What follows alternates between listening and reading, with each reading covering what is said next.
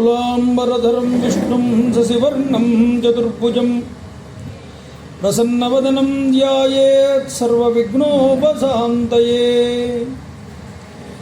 मालां गुण्डीं चडमरुं शूलं शङ्खं सुदर्शनं ददानं भक्तवरदं दत्तात्रेयं नमाम्यहम्। काषाय वस्त्रं करदण्डधारिणं कमण्डलुं पद्मकरेण शङ्खं चक्रं गदाभूषितभूषणाढ्यं श्रीपादराजं शरणं प्रपद्ये। अभ्रस्यामपिङ्गजटाबद्धकलापप्रांशुर्दण्डी कृष्णमृगत्वक्परिधानः सर्वान् लोकान् भावयानः कविमुख्यः पाराशर्यः पर्वस्वरूपं विवृणोतु।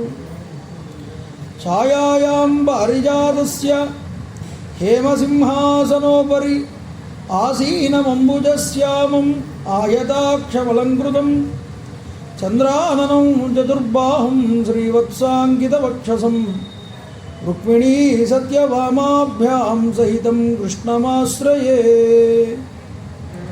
सदाशिवसमारम्भां शङ्कराचार्यमध्यमाम् अस्मदाचार्यपर्यन्तां वन्दे गुरुपरम्पराम्। विमलपटी कमलकुटी पुस्तकरुद्राक्षसस्तहस्तपुटी कामाक्षी पक्ष्मलाक्षी कलितविपञ्ची विभासि वैरिञ्ची। मनोजवं मारुततुल्यवेगं जितेन्द्रियं बुद्धिमतां वरिष्ठं वातात्मजं वानरयूथमुख्यं श्रीरामदूतं शिरसा नमामि। हरि ओं। పరమేశ్వర స్వరూపమైన సభ నమస్కారం బాబా. ఈ రోజు నుంచి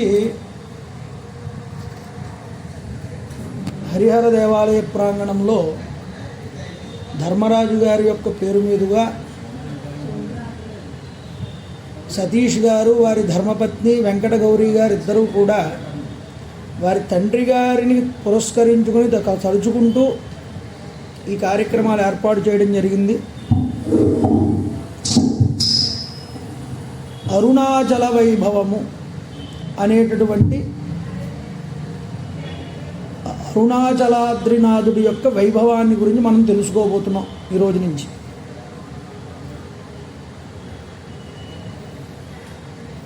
లోకంలో పరమేశ్వరుడి యొక్క విభూతులు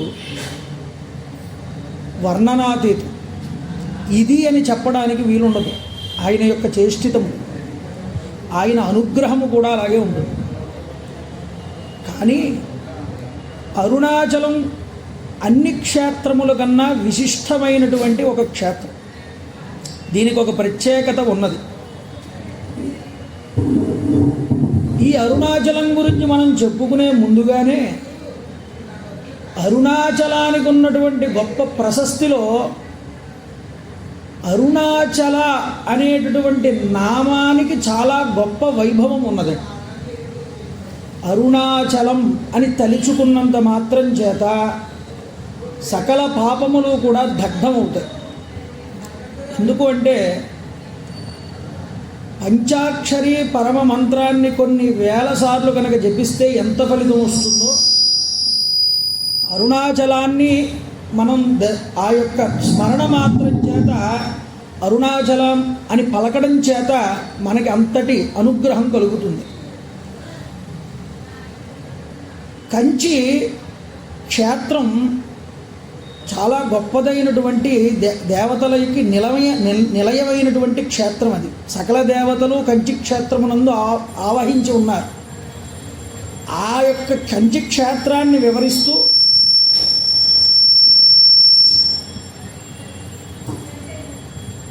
ఆ కంచి క్షేత్రంలో క్షేత్ర మహాత్మ్యం గురించి చెప్తూ ఒక చోట ఒక మాట అంటారు. పరమేశ్వరుడి దగ్గరికి ఋషులు దేవతలు అందరూ కూడా వెళ్ళారు. భూలోకంలో మానవులు తరించడానికి కావలసినటువంటి విధి విధానాల గురించి చర్చ వచ్చి అయ్యా మానవుడు సులభంగా ముక్తిని పొందగలిగేటటువంటి మార్గం ఏదైనా ఉంటుందా అని ఒక ప్రశ్న వేశారు. అయితే పరమేశ్వరుడు అన్నాడు, జ్ఞానం అనేటటువంటి దాని ద్వారా ప్రతి ఒక్కడు ముక్తిని పొందవచ్చు అన్న. అది అందరికీ రాకే కదా స్వామి, ఇదంతా బాధ. ఎవడికో 1,000,000 మందిలో ఒక్కడికి కలుగుతోంది జ్ఞానం. రమణుల వంటి యోగులకు తప్ప, చంద్రశేఖర భారతీ స్వామి వారి లాంటి కారణజన్ములకి తప్ప, సదాశివ బ్రహ్మేంద్రుల యొక్క జ్ఞాన నిష్టకి తప్ప ఎవరికి కలుగుతాయండి? రామకృష్ణ పరమహంసటి అంతటి వారు కూడా ఆ జ్ఞానసిద్ధిని పొందడానికి ఎంతో ఉపాసన చేయవలసి వచ్చింది.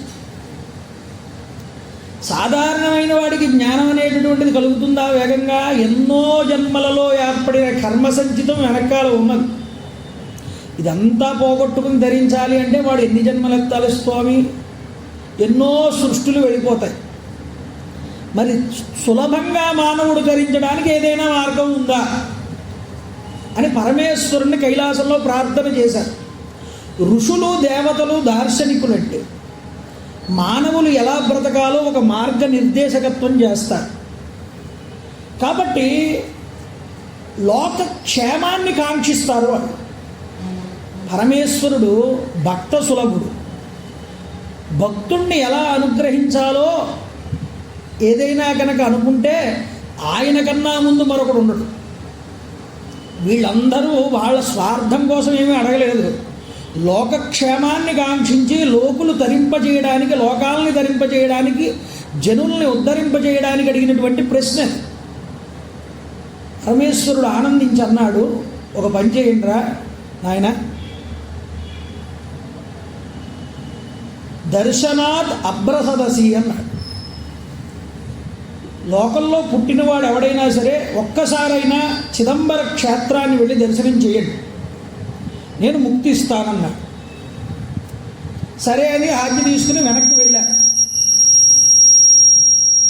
వెళ్తూ వెళ్తూ వాళ్ళు మళ్ళీ ఒక సందేహం కలిగింది. వెనక్కి వచ్చారు. వెనక్కి వచ్చి అన్నారు, అయ్యా మహానుభావ, అందరికీ చిదంబరాన్ని దర్శనం చెయ్యాలనేటటువంటి ఆలోచన కలగదు కదా. వాడి కర్మానుసారాన్ని బట్టి వాడు వెళ్ళచ్చు, వెళ్ళలేకపోవచ్చు. ఎందుకు? వాడికి ఇంకా ఏదైనా సంచిత కర్మలు వెనకాల ఉంటే వెళ్ళనివ్వదు దేవాలయానికి. అందరూ వెళ్ళలేరు చిదంబరానికి. ఏదో జ్ఞానం తెలుసుకున్నవాడు, ఆ క్షేత్ర వైభవం తెలుసుకున్నవాడు మాత్రమే వెళ్ళగలడు. మరి అందరూ వెళ్ళలేరు కదా, ఏదైనా ఇంకో మార్గం ఉంటే చెప్పండి అన్నారు. సరే ఏమన్నారు పరమేశ్వరుడు అంటే, కంచి క్షేత్ర మహాత్యం అనే గ్రంథంలో చెప్పారండి ఇది స్వయంగా. ఒక పని చేయండిరా నాయన, జననాత్ కమలాలయే అన్నాడు. తిరువారూరులో పుట్టండి, మీకు మోక్షం ఇచ్చేస్తానన్నాడు. సరే నేను నమస్కారం చేసి బయలుదేరా. మళ్ళీ ఆగారు. మళ్ళీ స్వామివారి దగ్గరికి వచ్చి, అయ్యా మీరు తిరువారూరులో పుట్టండి, మీకు మోక్షం ఇస్తా అంటే పుట్టడం మా చేతుల్లో ఎక్కడుంది? ఆ సమయానికి మా తల్లిగారికి ఎక్కడ పురిటి నొప్పులు వచ్చి ఎక్కడ ప్రసవిస్తే అక్కడ పుడతాం తప్ప తిరువారూరులో పుట్టాలని అందరూ వచ్చి తిరువారూరులో కాన్పు కనలేరు కదా. ఇది ఎక్కడి మోక్షం స్వామి, అందరికీ అది కుదరదు కదా అన్నారు వీళ్ళందరూ. తిరువారూరులో ఇప్పటికీ పద్మసరోవరం అని ఉంది. పద్మసరోవరాన్ని ఇక్కడ కమలాలయము అని పిలిచారు సంస్కృతంలో పూర్వంగా. సరే పుట్టడం మీ చేతుల్లో లేదంటున్నారు కాబట్టి ఇంకో పని చేయండి అన్నారు. కాశ్యాంతు మరణాన్ ముక్తి. కాశీలో మరణించండి అయ్యా, తప్పకుండా నేను మోక్షం ఇస్తాను. మళ్ళీ ఆశ్చర్యపోయి వెళ్ళారు. వెనక్కి మళ్ళీ వచ్చారు. అయ్యా మరణించడం కూడా మా చేతిలో ఉండదుగా. జన్మించడం ఎలా చేతిలో ఉండదు, మరణించడం కూడా ఉండదు. ఒకవేళ కాశీలో చివరి సమయంలో కాశీలో వెళ్ళి మరణిద్దామనుకున్నా ఆ కాశీలో చావు మాకు రాదు. ఎందుకు అంటే ఏ పిల్లాడో ఫంక్షన్ చేసుకుంటాడు, లేకపోతే ఏ కార్యక్రమం చేసుకుంటాడు శుభకార్యం. అప్పటిదాకా కాశీలో ఉన్నవాడు ట్రైన్ కట్టించుకుని పిల్లాడింటికి వస్తాడు. ఆ వచ్చిన తర్వాత దారిలో పోతాడు. కాశీని బయటికి పంపే తర్వాత శరీరాన్ని విడిచిపెట్టేలా చేస్తాడు. అందరికీ అంత గమ్మున ముక్తి రాదు. కాశీలో మరణించడం అంటే వీడి జన్మస్కృతమైన పాపాలన్నీ జీరో అయిపోతే ఇంకా వీడు మోక్షానికి అర్హుడు, నాలో వీడు ఐక్యమైపోతాడు అనుకున్నప్పుడు మాత్రమే అక్కడ మరణానికి అర్హత లభిస్తుంది. కాబట్టి కాశీలో మరణిస్తారా, నేను మోక్షం ఇచ్చేస్తానన్నాడు పరమేశ్వరుడు. కాశీలో మరణించడం మా చేతుల్లో ఎలా ఉంటుంది స్వామి అంటే అప్పుడు చెప్పాడండి, ఏదైనా గొప్ప వస్తువుని ముందరే చూపించరు, లోపల ఎక్కడో లాకర్లో లోపల దాస్తారు విషయాన్ని. అక్కడ చెప్పాడు పరమేశ్వరుడు, పోనీ ఇదంతా కాదురా, స్మరణాద్ అరుణాచలే, పోనీ ఇవేమీ చేయక్కర్లేదు, మీరు ఒక్కసారి మనసారా అరుణాచల అని అనండి, ఇలా అన్నం చేత మీకు మోక్షాన్ని ఇచ్చేస్తాను. ఎంతమంది అనగలరు? ఎంతమంది ఆయన్ని దర్శనం చేయగలరు? ఎంతమంది అరుణాచలేశ్వర వైభవాన్ని తెలుసుకోగలరు? అయ్యా, ఏదైనా ఒక విషయం గుర్తుపెట్టుకోండి, లోకంలో వాడి సంచిత ప్రారంధములనేటటువంటివి వెనకాల బ్యాకప్లో ఉంటే వాడెన్నటికీ నోటి ద్వారా కూడా పలకలేడు. వాడికి పలకాలి అని వాడి నుదుటి మీద రాసిపెట్టి ఉంటే, దాని గొప్పతనం తెలుసుకోవాలని రాసిపెట్టుంటే వాడు దాని గురించి వినగలడు తప్ప, లేకపోతే అరుణాచలం గురించి తెలుసుకోవడం కానీ అరుణాచల అని పలకగలగడం కానీ మానవ మాతృలకి దుర్లభము. ఆ క్షేత్రంలోకి ప్రవేశించాలి అంటే కూడా అర్హత ఉండాలట, ఈశ్వరాజ్ఞ కావాలి. అంతటి గొప్ప క్షేత్రము కాబట్టి దాని వైభవం గురించి మనం చెప్పుకుంటున్నాం. కాబట్టి ముందుగా ఆయన నామాన్ని ఒక్కసారి మనం తలుచుకుని ఈ ప్రవచనంలోకి మనం అడుగు పెడదాం. కాబట్టి నేను చెప్తాను, మీరందరూ కూడా చెప్పండి, అరుణాచల శివ అరుణాచల శివ అరుణాచల శివ అరుణాచల అరుణాచల శివ అరుణాచల శివ అరుణాచల శివ అరుణాచల అరుణాచల శివ అరుణాచల శివ అరుణాచల శివ అరుణాచల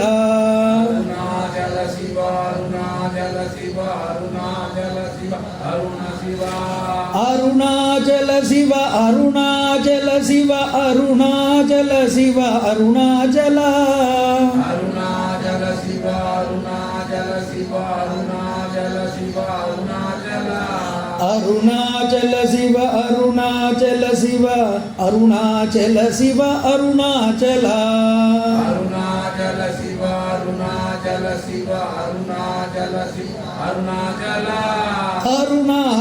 శివ అరుణాచల శివ అరుణాచల శివ అరుణాచల అరుణాచల శివ అరుణాచల శివ అరుణాచల శివ అరుణాచల అరుణాచల శివ అరుణాచల శివ అరుణాచల శివ అరుణాచల అరుణాచల శివ అరుణాచల శివ అరుణాచల శివ అరుణాచల. ఓం. అయితే సంస్కృతంలో అరుణాచల మహాత్మ్యము అని ఒక గ్రంథం ఉన్నది. స్కాంద పురాణంలో మహేశ్వర ఖండము అని ఒక ఖండం. ఆ మహేశ్వర ఖండంలో అరుణాచల ఖండము అని ఒక ఖండం ఉన్నది. ఒక మహాత్మ్యం అరుణాచల వైభవం గురించి వివరించారు వ్యాసుల వారు. ఆ అరుణాచల వైభవం గురించి చెప్తూ ఆయన అరుణాచల క్షేత్ర మహాత్యాన్ని వివరిస్తూ అరుణాచలేశ్వరుణ్ణి అపితకుచాంబ అమ్మవారి పేరు, అక్కడ ఉన్నటువంటి అమ్మవారి పేరు అపీతకుచాంబ అని పేరు. ఆ అపితకుచాంబ అమ్మవారిని ఈశ్వరుణ్ణి ధ్యానించారు వ్యాసుల వారు. ఎలా ధ్యానించారు అంటే ధ్యాన శ్లోకం అరుణాచలం. మీరు గుర్తుపెట్టుకోండి, మీరు ఎక్కడైనా విని ఉండవచ్చు అరుణాచలంలో, అరుణాచల వైభవం గురించి మీరు విని ఉండవచ్చు, కానీ మీకు ఈ ధ్యాన శ్లోకం లభించదు ఎక్కడ. ఇది పూర్తిగా నాగరి లిపిలో ఉన్నటువంటి మూల గ్రంథం నుంచి తీసుకోబడినటువంటి శ్లోకం. అరుణాచలేశ్వరుణ్ణి మనసులో తలుచుకున్నప్పుడు ధ్యానం చెప్పవలసినటువంటి శ్లోకం ఇది. ఇక్కడ అంటారు వ్యాసుల వారు, అనర్ఘమణిభూషణాం అఖిలలోక రక్షాకరాం అరాళ శశిశేఖరాం అసిత కుంతలాలంకృతాం అఖండ ఫలదాయినీం అరుణ శైల మూలాలయాం అపీతకుచనాయిక మహరహర్ నమస్కుర్మహే. అరుణాచలేశ్వరుడు అనర్ఘమణిభూషణుడు అని ప్రారంభం చేశాడు ఆయన. ధ్యాన శ్లోకంలో చూడండి, ఎప్పుడైనా సరే ఈశ్వరుడు యొక్క రూపాన్ని వర్ణిస్తారు. ఇక్కడ వ్యాసుల వారు చేసిన గొప్ప విషయం ఏంటో తెలుసా అండి? అరుణాచలేశ్వరుడి యొక్క రూపంతో పాటు ఆయన గుణాన్ని కూడా వివరిస్తున్నారు. ఇది గొప్ప విషయం.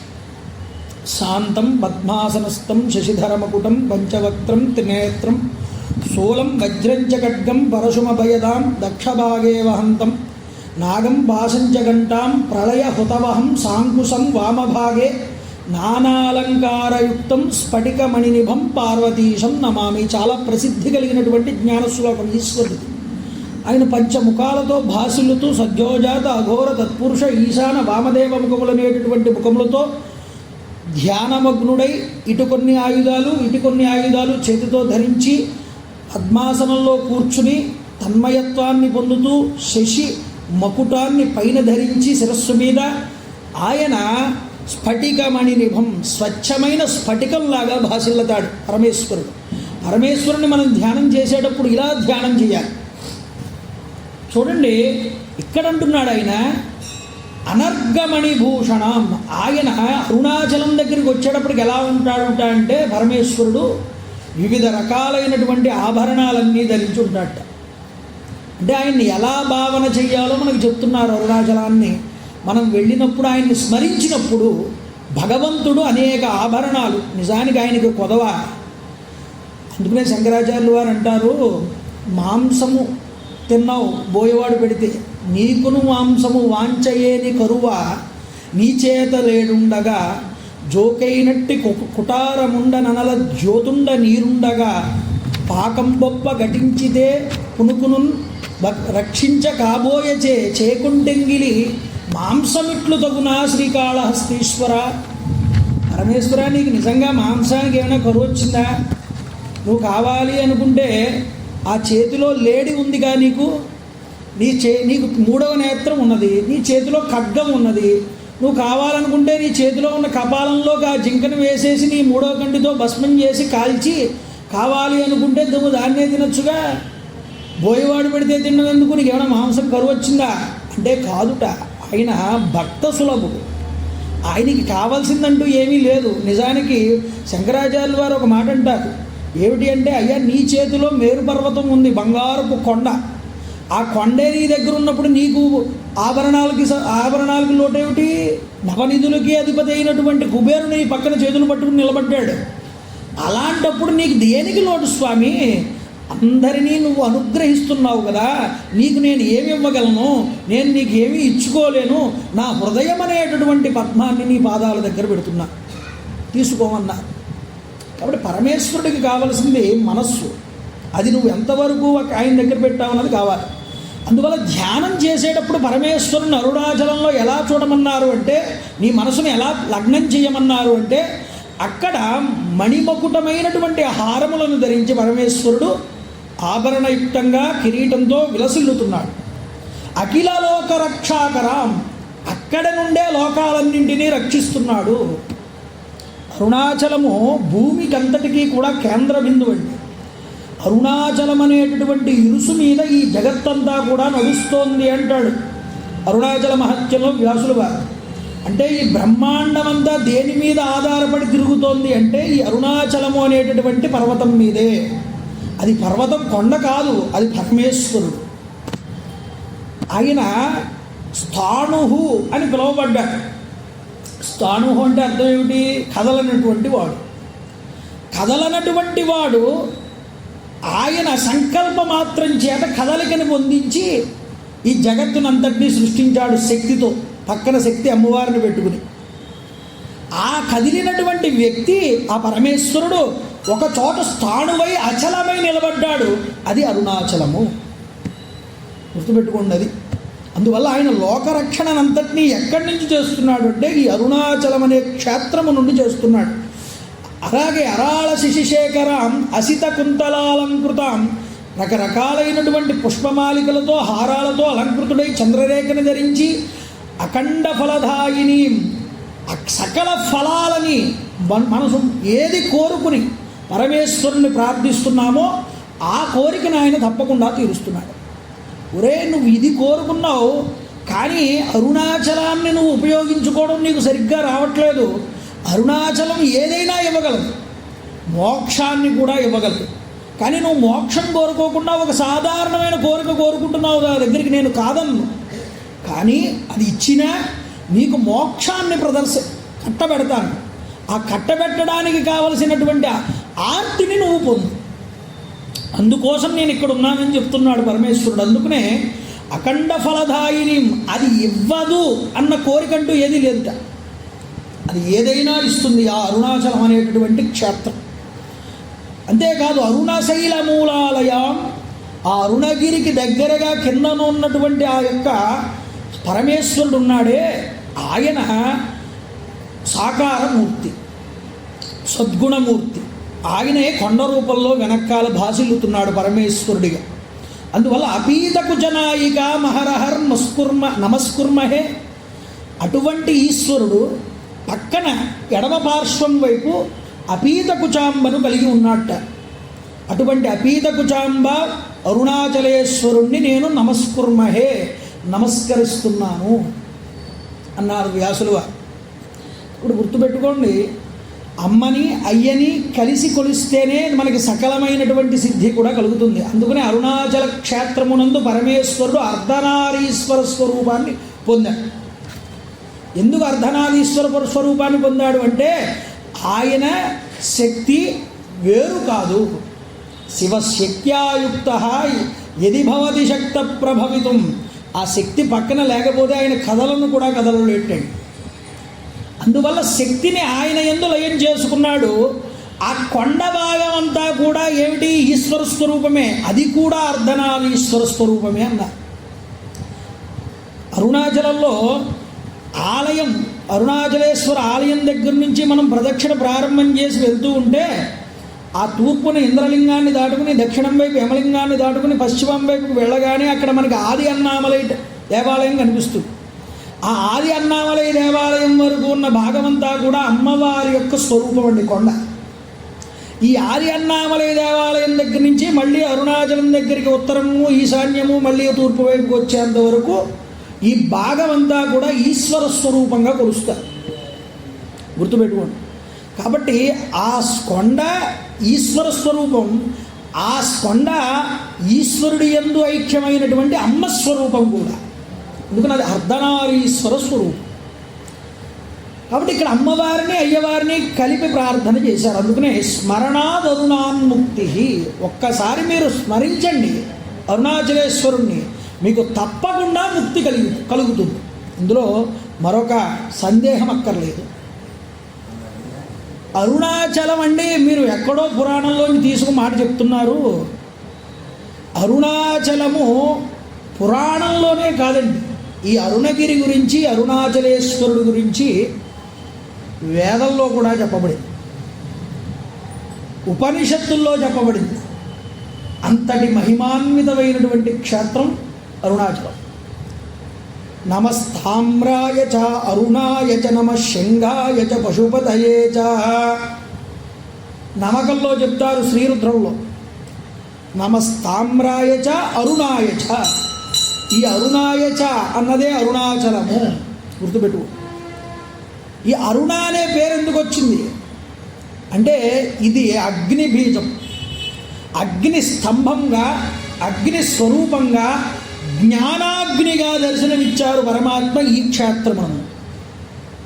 అగ్ని స్వరూపము కాబట్టి దానిని ముందు అనలాచలము అన్నారు. అనలము అంటే అగ్ని. ఈ అనలాన్నే అరుణవర్ణాన్ని పొందినటువంటి కొండ కాబట్టి అరుణ అన్నారు.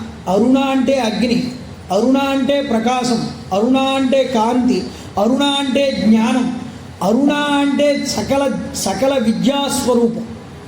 అందుకని అరుణ అనేటటువంటి పేరుతో జ్ఞానస్వరూపంగా పరమేశ్వరుడు అక్కడ దివ్య జ్యోతిస్వరూపంగా ప్రకాశించాడు. అందువల్ల అరుణాచలము అని దానికి పేరు. అయితే అరుణాచలానికి ఒక్క పేరు కాదండి, చాలా పేర్లు ఉన్నాయి.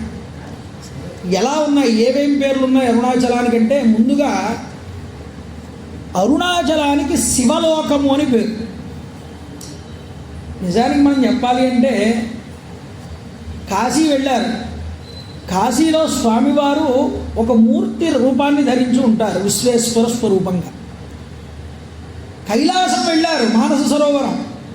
మానస సరోవరంలో ఈశ్వరుడు నివాసం ఉంటాడు కైలాసంలో. ఏ క్షేత్రం వెళ్ళండి, అక్కడ స్వామివారు నివాసం ఉండడం వల్ల ఆ క్షేత్రానికి ప్రాశస్త్యం వచ్చింది. అని అరుణాచలం ఉన్నదే, అరుణాచలంలో ఉన్న అచలం, ఆ కొండే ఈశ్వరుడు. ఆ కొండలో ఆయన నివసించడము కాదు, అక్కడ క్షేత్రంలో ఆయన ఉండడం వెలియడం కాదు, ఆ కొండ రూపమే ఈశ్వర స్వరూపము. కాబట్టి అరుణాచలము సాక్షాత్తు శివలోకమే. గౌరీనగరం అని పేరు వచ్చింది అరుణాచలానికి. గౌరీనగరం అని ఎందుకు పేరు వచ్చింది అంటే, అమ్మవారు అక్కడికి వచ్చి తపస్సు చేసిందిట పరమేశ్వరుడి కోసం మెప్పించడానికి. పరమేశ్వరుడు అందువల్ల అమ్మవారు తపస్సు చేసి ఈశ్వరుణ్ణి, అరుణాచలేశ్వరుని సాక్షాత్కరింపజేసుకున్న ప్రదేశం కాబట్టి ఆ యొక్క క్షేత్రాన్ని గౌరీనగరము అని పిలిచారు. అలాగే జ్ఞాననగరము అని పిలిచారు. ఒకానొక సమయంలో బ్రహ్మ విష్ణువు ఇద్దరికీ కూడా అజ్ఞానం ఆవరించింది. అజ్ఞానం ఉన్న చోటే అహంకారం ఉంటుంది, అహంకారం ఉన్న చోట అహం ఉంటుంది, అహం ఉన్న చోట వాడు ఎప్పటికీ కూడా ఎదుగుదల అనేది వాడి యందు ఉండదు. అందువల్ల వాళ్ళకి జ్ఞానం కలిగించడం కోసం సృష్టికర్తకి స్థితికర్తకి కూడా జ్ఞానాన్ని కలిగించినటువంటి నగరం కాబట్టి అది జ్ఞాననగరము అని పిలువబడింది. అంతేకాదండి, తేజోనగరం అని పేరు దీనికి, ఈ అరుణాచలానికి. అంటే ఆయన తేజోలింగంగా అక్కడ ఆవిర్భవించాడు. అందుకనే మనకి ఆకాశలింగము ఆ యొక్క చిదంబరంలో ఉన్నది, జలలింగము జంబుకేశ్వరంలో ఉన్నది, అగ్నిలింగంగా అరుణాచలంలో స్వామివారు తేజోలింగంగా ఉన్నారు, వాయులింగంగా శ్రీకాళహస్తిలో స్వామివారు ఉన్నారు, ఏకాంబరేశ్వరుడిగా కంచిలో భూలింగంగా ఉన్నారు స్వామివారు. పంచభూతములు కూడా స్వామివారి యొక్క స్వరూపమే. అందుకనే భాగవతంలో చెప్తారుగా, అగ్నిముఖంబు పరాపరాత్మకమాత్మ కాలంబు గతి రత్నగర్భ పదము శ్వశనంబు నీ యూర్పు రసన జలేషుండు దిశలు కర్ణంబులు దివము నావి సూర్యుండు కన్నులు శుక్లంబు సలిలంబు జఠరంబు జలదులు చదలు శరము సర్వౌషధులు రోమశయము శయ్యంబులు అద్రులు మానసము అమృతకరండు చందంబులు ధాతువులు ధర్మసమితి హృదయము హాస్యపంచకముపనిషద ఆత్వయంబైన నీరూపు సదసత్వమై శివాఖ్యయై స్వయంజ్యోతి అయి ఒప్పు ఆజ్యముగుచు అని పోతరగారు ఎంతో చక్కగా వివరణ చేశారు. కాబట్టి అగ్నిముఖం, అయ్యా నువ్వు అగ్నిస్వరూపానివి, సూర్యచంద్రులు నీ నేత్రములు, అగ్నిహోత్రుడు నీ యొక్క మూడవ నేత్రం, అగ్ని నీ నుంచి ఉద్భవించింది. అందువల్ల నువ్వు తేజోలింగంగా అరుణాచలమునందు జ్ఞానలింగంగా అవతరించావు. అందువల్ల దీనికి తేజోనగరము అని పేరు. స్మరణ మాత్రం చేతనే జనులందరికీ ముక్తిని ఇస్తున్నది కాబట్టి దీనికి ముక్తి నగరము అని పేరు. ఎంతో గొప్పదైన భాద్రపద మాసంలో సోమవారం రోజు మొదలు పెట్టుకున్నాం మనం అరుణాచలేశ్వరుడు గురించి చెప్పుకోవడం. ఇది చాలా జన్మల యొక్క పురాకృత పుణ్య విశేషం ఉంటే తప్ప వినేటటువంటి అదృష్టం కాదండి. అందుకనే దీనికి ఆర్భాటాలు బాహాటాలు కూడా చేయలేదు, ప్రచారాలు కూడా. వచ్చిన వాళ్ళు వచ్చినంత, తీసుకున్న వాడికి తీసుకున్నంత. అరుణాచలేశ్వరుడు గురించి వినడానికి అర్హత ఉండాలి. అందువల్ల ముక్తి నగరము అని పేరు దీనికి, ముక్తినిస్తుంది ఇది. వాయునగరము, ఇక్కడ దేవతలు వాయు రూపాల్లో సంచరిస్తారట, అందువల్ల దీనికి వాయునగరము అని పేరు అరుణాచలంలో.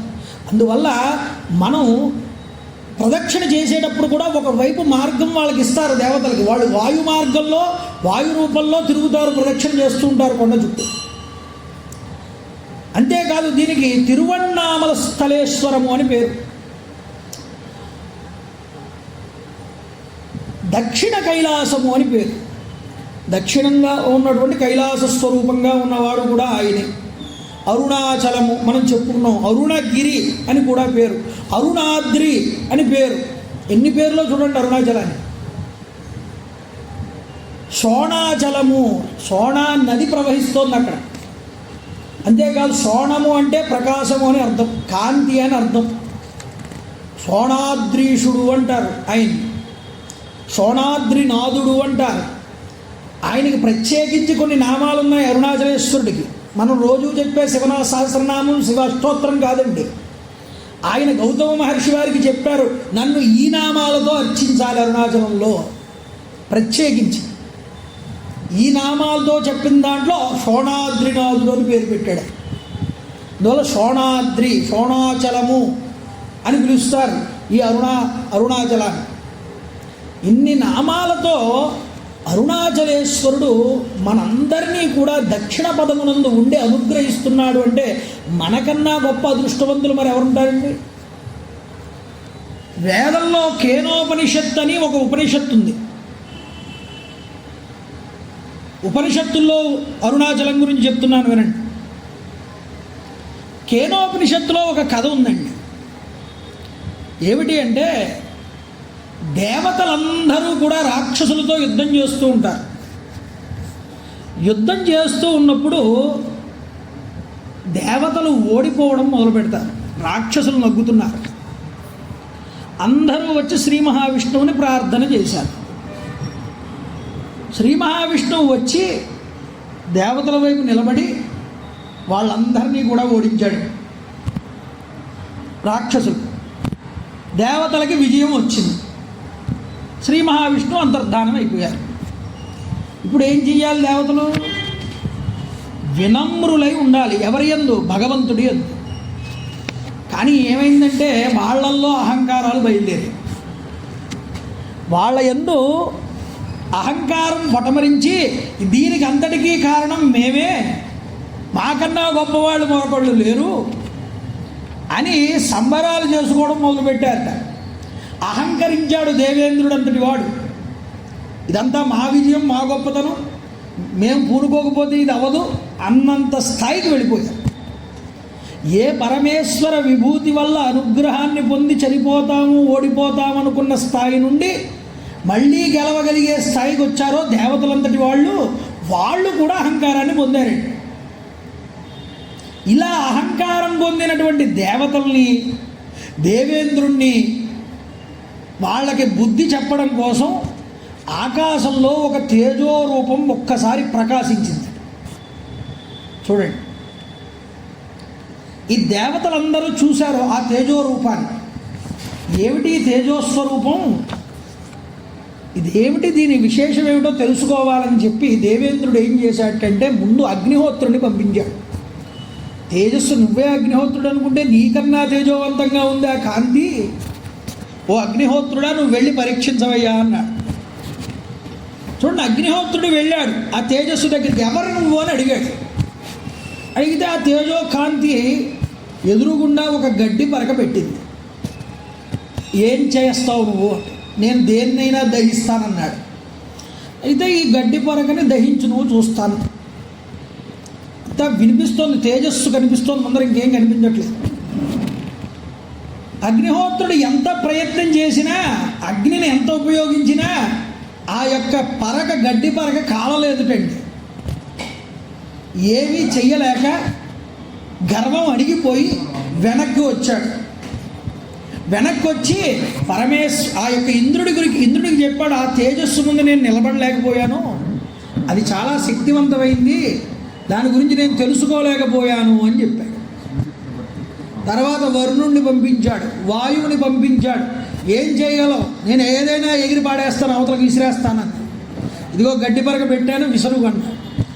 వాయువు తన శక్తిని అంతటినీ ఉపయోగించినా గడ్డి పరకని పక్కకి కదపలేకపోయాడు. ఇలాగ అందరి దేవతలు ఓడిపోయారు. ఇక ఆఖరికి దేవేంద్రుడు అంతటి వాడు వెళ్ళాడు. వెళ్ళి పరీక్షగా చూశాడు. ఆ దగ్గరికి వెళ్ళేటప్పటికల్లా తేజోరూపం అంతా మాయమైంది. మాయమయ్యేటప్పటికి ఏం చేయాలో అర్థం కాలేదు దేవేంద్రుడికి. ఒక్కసారి పరీక్షించి అయోమయ స్థితిలో చూస్తున్నాడు. అలా వెతుకుతూ ఉంటే ఆయన ముందు ఒక రూపం సాక్షాత్కరించి.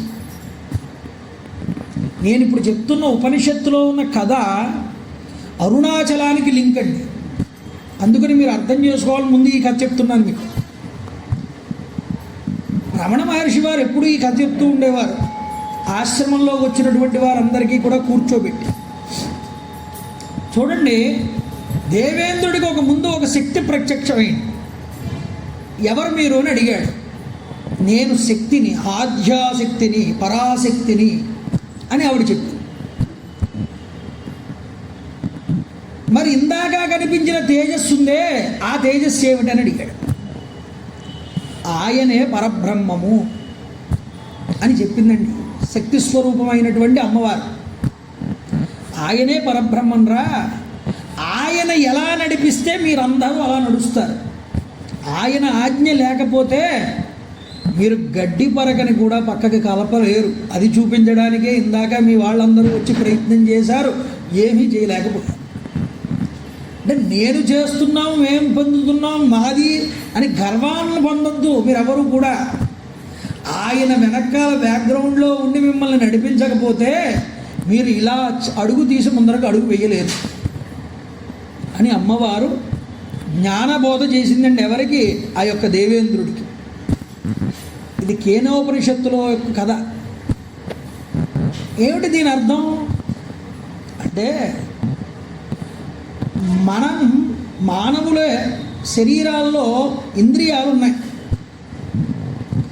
ఇంద్రియాలలో ఒక్కొక్క ఇంద్రియానికి ఒక్కొక్క దేవత అధిష్టాన దేవత ఉంటుంది. అరుణాచలము అంటే జ్ఞానమే. అసలు ముందు జ్ఞానం అంటే ఏమిటో తెలుసుకోకపోతే అరుణాచలం అంటే ఏమిటో నీకు అర్థం కాదు. అందువల్ల ఒక్కొక్క దేవత అధిష్టానమై ఉంటుంది శరీరంలో. చక్షు ఇంద్రియ అభిమాన దేవత ఎవరు? సూర్యుడు. నోటికి నాలికకి రసం ఎవరు? వరుణుడు. గాలి పీలుస్తున్న వాయువు అధిష్టాన దేవత ముక్కు. చెవులు శబ్దం ఆకాశం. ఇలాగా ఒక్కొక్క ఇంద్రియానికి ఒక్కొక్క దేవత అధిష్టానమై ఉన్నది. మనస్సు ఎవరన్నారు? మనస్సే ఇంద్రుడు. అదవుతుందా? ఇప్పుడు చూడండి, ఇంద్రియాలన్నీ కూడా ప్రయత్నించాయి, ఆ పరమాత్మని తెలుసుకోలేకపోయాయి. ఆఖరికి మనస్సు వెళ్ళి నిలబడింది అక్కడ. మనస్సు వెళ్ళి నిలబడితే ఆ తేజస్సు అంతర్ధానం అయిపోయింది, కనిపించలేదు. ఆ మనసు కనిపించకపోయేటప్పటికి వెతికింది అటు ఇటు ఆత్రంగా. ఆ వెతకడంలో మనసుకి చిచ్చక్తి ప్రేరణ కలిగింది. అంటే అమ్మవారి శక్తి, అది కుండలిని శక్తి అని అర్థం. మనస్సు అనేటటువంటిది లోపలికి వెళ్ళి ఇంద్రియాల వల్ల తెలియబడనటువంటి దాన్ని మనస్సు అనేటటువంటి ద్వారా అన్వేషణ చేస్తూ ఉంటే నీకు చిచ్చక్తి ప్రేరణ కలిగి నీ మనస్సు పరమాత్మ వైపు కోసం ఆరాటపడుతోందని తెలుసుకుని నీకు ఒక్కసారి ఒక వెలుగు కింద మెరుస్తుందిట మనస్సు. అలా మెరిసినప్పుడు ఆ మెరిసినటువంటి దాని ద్వారా పరమాత్మ దర్శనం, ఆత్మ సాక్షాత్కారం నీకు జరుగుతుంది. అప్పుడు నీకు అర్థమవుతుంది ఏమిటో తెలుసా? ఆ స్థితికి వెళ్ళినప్పుడు ఇంద్రియాల వల్ల వచ్చే సుఖాలు కానీ, భోగములు కానీ, ఇంద్రియాల వల్ల కలిగేటటువంటి ఏ విధమైనటువంటి పనులైనా దానివల్ల ఏ ఉపయోగము లేదు అన్న విషయం నీకు అవగతం అవుతుంది. ఇవన్నీ మేమే చేసాం, చూశాను నేనే అంటుంది కన్ను, నేనే విన్నానంటుంది చెవి, నేనే రుచి చూశానంటుంది నాలుక. కానీ ఇవి చేస్తున్నాయా? ఇందులో ఉన్నటువంటి ఒక తేజోపుణ్యం ఉన్నదే, దానివల్ల దీనికి రుచి తెలుస్తుంది, దానివల్ల ఇది చూడగలుగుతుంది, దానివల్ల ఇది వినగలుగుతుంది, దానివల్ల దానికి స్పర్శ తెలుస్తుంది. లోపల ఉన్న తేజోపుణ్యం కనుక ఒక్కసారి అలా పక్కకి కదిలిందా, ఆ పడుకోబెట్టారు శవాన్ని అలాగా. ఏమండి, మీకు 10 కోట్లు లాటరీ తగిలింది, ఇప్పుడే లేవండి అందనుకోండి. భార్య వచ్చి ఏమైనా చల్లం ఉంటుందో అందులో, అదే నిద్రపోతున్నాడంటే వాడి చెవులో చెప్పగానే లేచి కూర్చున్నాడు, ఇంక వాడికి నిద్ర పట్టదు. అదే ఒక్కసారి ఇందులో నుంచి తేజస్సు బయటికి వెళ్ళిపోయిన తర్వాత వాడికి ఎన్ని విషయాలు చెప్పినా ఆ చెవి తీసుకోదు లోపలికి. కంటితో చూడగలడా? కొడుకు వచ్చాడు అమెరికా నుంచి, ఏమంటే కొడుకు వచ్చాడు లేచి చూడండి అంటుంది భార్య, చూడగలడా? స్పర్శావియోగం పోతుంది. ఇవన్నీ అటాచ్మెంట్స్ దేంతో పోయాయి? ఇవన్నీ నేను చూశాను, నేను చెందాను, నేను మాట్లాడాను, నేను ఇంత గొప్పగా మాట్లాడాను, నేను ఇలా విన్నాను, ఇవన్నీ లోపల అది ఉన్నంత వరకేరా పిచ్చివాడ. అది ఒక్కసారి పక్కకు పోతే దాని అనుగ్రహం నీకు లేకపోతే ఈ ఇంద్రియాలు ఎందుకు పనికిరావు. అదే చెప్పింది అమ్మవారు ఇంద్రుడికి. ఆ దేవతల వల్ల ఏ పని కాదు, నీ వల్ల ఏ పని కాదు, ఆయన అనుగ్రహం ఉండబట్టే మీరు అందరూ కదలగలుగుతున్నారు. అలాగే శరీరంలో ఏ ఇంద్రియం పని చేయాలన్నా, ఏది జరగాలన్నా ఆ లోపల ఉన్న నిగూఢంగా ప్రకాశిస్తున్న ఆత్మ జ్యోతిస్వరూపం ఉన్నదే, ఆ జ్యోతిస్వరూపాన్ని వెతుకు, దానికోసం ప్రయత్నం చేయి, దానికోసం ఆరాటపడు. నీకు తప్పకుండా అమ్మవారు శక్తి ప్రేరణ కలిగించి నీకు ఒక మెరుపు మెరిపిస్తుంది మనస్సులో, హృదయ కుహరంలో. అప్పుడు నీకు అరుణాచల దర్శనం జరిగినట్లే. ఇలా దర్శనం చేయగలవా? ఇలా ఎంతమందికి కుదురుతుంది? ఇది నేర్పడం కోసం మనకి అరుణాచలం అనేటటువంటిది వచ్చింది. అర్థమవుతుందండి? ఈ ప్రకాశం అమ్మవారు ఈ పరజ్యోతిస్వరూపం దేవతలకు ఎక్కడ కనిపించింది అంటే అరుణాచలమునందు కనిపించింది దేవతలందరికీ కూడా. ఈ అరుణాచలమే నీ హృదయం, నీ హృదయమే అరుణాచలం. అరుణాచలం బయట ఉంది అంటే అది నిన్ను బాహ్యంగా నిన్ను అంతర్ముఖుణ్ణి చేయడానికి ఉన్నది. నీ మనసులో కూడా ఉన్నది అరుణాచలం. ఆ అరుణాచలం వైపుకు నీ మనస్సుని త్రిప్పు. ఇంద్రుడు తపించినట్లుగా, ఆరాటపడినట్లుగా నీ మనస్సు అరుణాచలేశ్వరుని కోసం పరితపించాలి. అప్పుడు ఆయన సాక్షాత్కారం, ఆయన ప్రకాశం నీకు కలుగుతుంది. అంటే ఒక యోగి తన ఇంద్రియాలన్నింటినీ అంతర్ముఖం చేసి, తన మనసుని అంతర్ముఖం చేసి ఎప్పుడైతే వెతికాడో పరమాత్మ కోసం, అప్పుడు పరమాత్మ సాక్షాత్కారం కలిగినట్లుగా అరుణాచలేశ్వర స్వామి వారి యొక్క అనుగ్రహం వల్ల జ్ఞానం అనేటటువంటిది అంకురించి వాడికి తప్పకుండా అజ్ఞానం తొలగిపోతుంది. అర్థమవుతుందండి? అందుకనే బ్రహ్మగారికి విష్ణువుకి కూడా అహంకారం బయలుదేరితే స్వామివారు అగ్నిలింగ రూపంగానే సాక్షాత్కరించారు. ఈ అగ్ని జ్ఞానాగ్ని. ఒక్కసారి ఒక్క వెలుగు వచ్చిందనుకోండి, చీకటి అనే మాట ఉండదు అక్కడ. చీకటి ఉంటే వెలుగు ఉండదు, వెలుగుంటే చీకటి ఉండదు. ఆ వెలుగు రానంత వరకు చీకటి, నీకేమీ కనిపించదు. ఒక తాడుని చూసి కూడా నువ్వు పాము అనుకుని భ్రమపడతావు. ఆ తాడుని చూసుకుని పాము అనుకుని భయపడుతూ ఉన్న నువ్వు ఒక్కసారి లైట్ వెలగగానే ఆ జ్యోతి, ఆ వెలుగులో ఆ తాడుని చూసి, ఓహో ఇది పాము కాదు, ఇది తాడు అన్న జ్ఞానం నీకు కలిగినట్లుగా ఆ పరమాత్మ అందరిలోనూ ఉన్నాడు. అలా ఉన్న పరమాత్మని నేను అనే అహంకారం అడ్డుపడడం వల్ల, చీకటి వల్ల, ఈ నేను అనే చీకటి అడ్డుపడి అక్కడ ఎదుటిగా ఉన్నటువంటి వ్యక్తి నువ్వు కాదని అనుకుని నువ్వు భ్రమపడుతున్నావు. ఇది అర్థం చేసుకోవాలి. వేదాంతపరమైన విషయాలు చాలా జాగ్రత్తగా అర్థం చేసుకోవాలి. కాబట్టి అవతల వ్యక్తిలో ఉన్న నేను, నీలో ఉన్న నేను ఒకటే నేను. అదే పరమ జ్యోతి స్వరూపం, అదే అరుణాచలేశ్వరుడు. అందువల్ల ఏ నేనైతే ఎదుటి వారి నేను నువ్వు అని ఒప్పుకోవట్లేదో అది అజ్ఞానము, అది అహంకారము. ఈ అహంకారం బయలుదేరుతుందయ్యా మనిషిలో. ముఖ్యంగా ఈ అహం అనే దాన్ని పక్కన పెడితే అంతా పరమాత్మే. పరమాత్మ కాని వస్తువు లేదు ఎక్కడ. ఇది చెప్పింది ఉపనిషత్తు, కైవల్యోపనిషత్తు దాని పేరు. అందుకని గుర్తుపెట్టుకోండి, మీరు ఎప్పుడున్నా సరే గుర్తుపెట్టుకోవాలి, పరమాత్మ పరమదయాళు అందరికన్నా. నువ్వు ఎంత వినయంగా ఉన్నావు అన్నది మాత్రమే ప్రశ్న. మన వినయం, మనం భగవంతుడి మీద చూపించేటటువంటి భక్తి, సకల జీవుల యందు చూపించే కరుణ భగవంతుడికి ప్రీతిపాత్రులు అవుతుంది. అది అందుకనే మహా గొప్ప వ్యక్తులకు కూడా అహంకారాలు బయలుదేరే.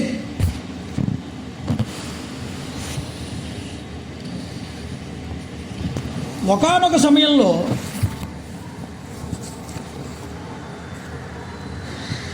ఈ అరుణాచలము అనే ప్రదేశమునందే దేవతలకందరికీ ప్రకాశం, జ్యోతి ప్రకాశం అయినట్లే ఒకానొక సృష్టి జరుగుతోంది. అంటే ఎన్నో సృష్టిలు జరుగుతాయి అనుకోండి.